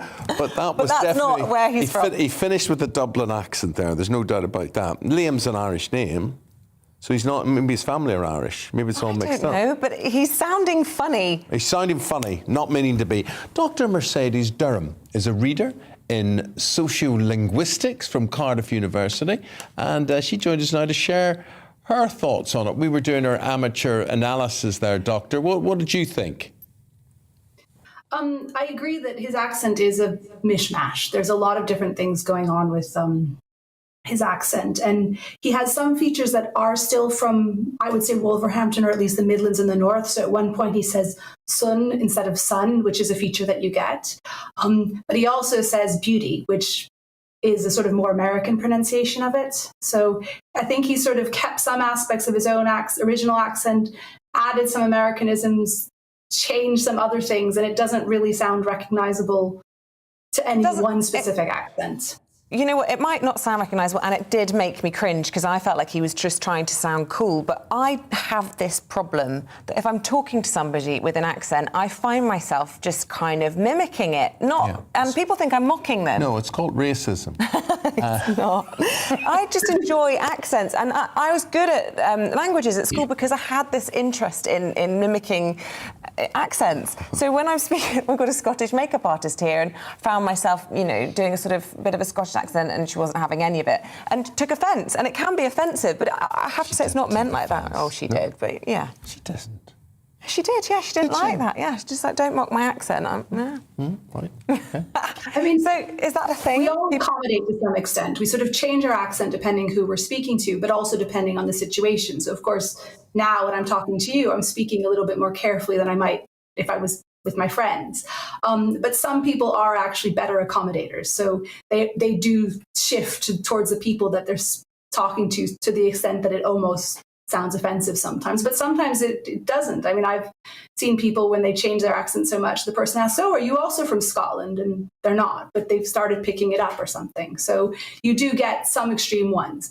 In this case, it might be partial accommodation, but it's not hitting the target that you would expect. It doesn't sound American. Mercedes, where are you from? I mean, you have what I would term as a pretty international accent there. Yeah, I'm originally from the United States, so I probably have a lot of features of an American accent, but I've lived in the UK for about 15, 20 years. Yes, And a bit of a Cardiff accent? French-speaking Switzerland. So I'm not a good accommodator. I'm a terrible example of somebody accommodates because I haven't changed my accent despite living in the UK for years. I still say tomato and city and pretty and not tomato, city, pretty or something like that. But some people are very good magpies, and they do, as you were saying there, they steal. I mean, I have a son who was born in Surrey, who's surrounded by Northern Irish relations. He can do both accents. Then he moves to Manchester, and he's now total Manc. So people see, like Isabel, that they actually have an ability for this, and they probably illness. I can't help myself. It's like me, when you say a sentence, I sing it. Yes, that's your misfortune. But what is more laughable sometimes is when this problem that Liam is displaying is applied to somebody with a foreign language. So there are people that are speaking to somebody, you know, say they don't speak French, but they're speaking to a French speaker, and they do English, but in a French accent. Have you ever seen that? Yes. I won't copy it, but that is also a sort of accommodation type thing, is it? Yeah, it is an accommodation. I mean, I guess it's born from a desire to sort of make yourself as clear as possible to the person you're speaking to. So if you hear somebody speaking with an accent that's clearly they have another first language, and you change to it, well, in some ways you're trying to help them. You're not trying to insult them, but it can feel like that quite a lot. But yeah, some people will do that. So there we go. You can consciously change your accent if you want to. Some people do it to fit in and make themselves feel more comfortable in their environment and surroundings, and why not? Why not? Yeah. Some people do it as a form of abuse. Abuse. She's done it again. I do. Done it again. Done it again. As for Liam Payne, we don't know. Fascinating talking to you, Dr. Mercedes Durham. Thank you very much indeed. Really appreciate it. Thank you. Yeah. But also, have you noticed that when you have an accent and you sing, say country and western, your accent doesn't come through? Yeah, isn't that funny? Isn't that very funny? Anyway, we'll be back with more funny and all the rest tomorrow. Bye-bye. Bye. Hello, good morning. I'm Aidan McGivern from the Met Office. Having enjoyed so much warm spring sunshine recently, well, today is going to feel a bit different. A lot of cloud, some showers, and certainly feeling cooler, but even colder weather is on the way during the next few days. Arctic air straight from the North Pole coming south, initially into the northern Scotland during the rest of today behind a cold front, and then sweeping across the country during the next couple of days. That cold front I mentioned, bringing some outbreaks of rain to the north of Scotland, followed by hail and snow showers for the Northern Isles. Another front is coming north into the far south of England to bring a lot of cloud and some damp weather first thing. Elsewhere, a lot of low cloud actually, some mist and fog first thing. Tends to lift, but we keep the grey skies, the best of any brightness towards the west of the UK. And feeling cooler under that cloud, but still temperatures above average for the time of year, 11 to 14 Celsius in the south, whilst the north of Scotland turns markedly colder, 5 to 7 degrees here, and those frequent sleet, snow and hail showers are moving into the Northern Isles, the north of the mainland of Scotland as well, during Tuesday night into the start of Wednesday. A widespread frost then for Scotland as we start off Wednesday. Northern Ireland, Northern England, parts of the Midlands, North Wales sees rain and hill snow moving south. Relatively light at this stage as it pushes into central England, parts of Wales as well during Wednesday morning. Ahead of that, to the south, well, South Wales, Southwest England see some sunny spells, but also some showers breaking out during Wednesday. And it stays mild here, 12 Celsius for Plymouth, 10 for London, but 5 to 7 degrees elsewhere across the northern two-thirds of the UK. That colder air then affects all parts on Thursday. Could even see some sleet and snow at lower levels in the southeast on Thursday morning. Don't be surprised if you see that happening, and it will feel very cold across the country. Tonight on GB News, at 6, it's Deebs & Co. 7 o'clock, Farage. At 8, join Mark Stein. And at 9, Dan Wootton Tonight, followed by Headliners.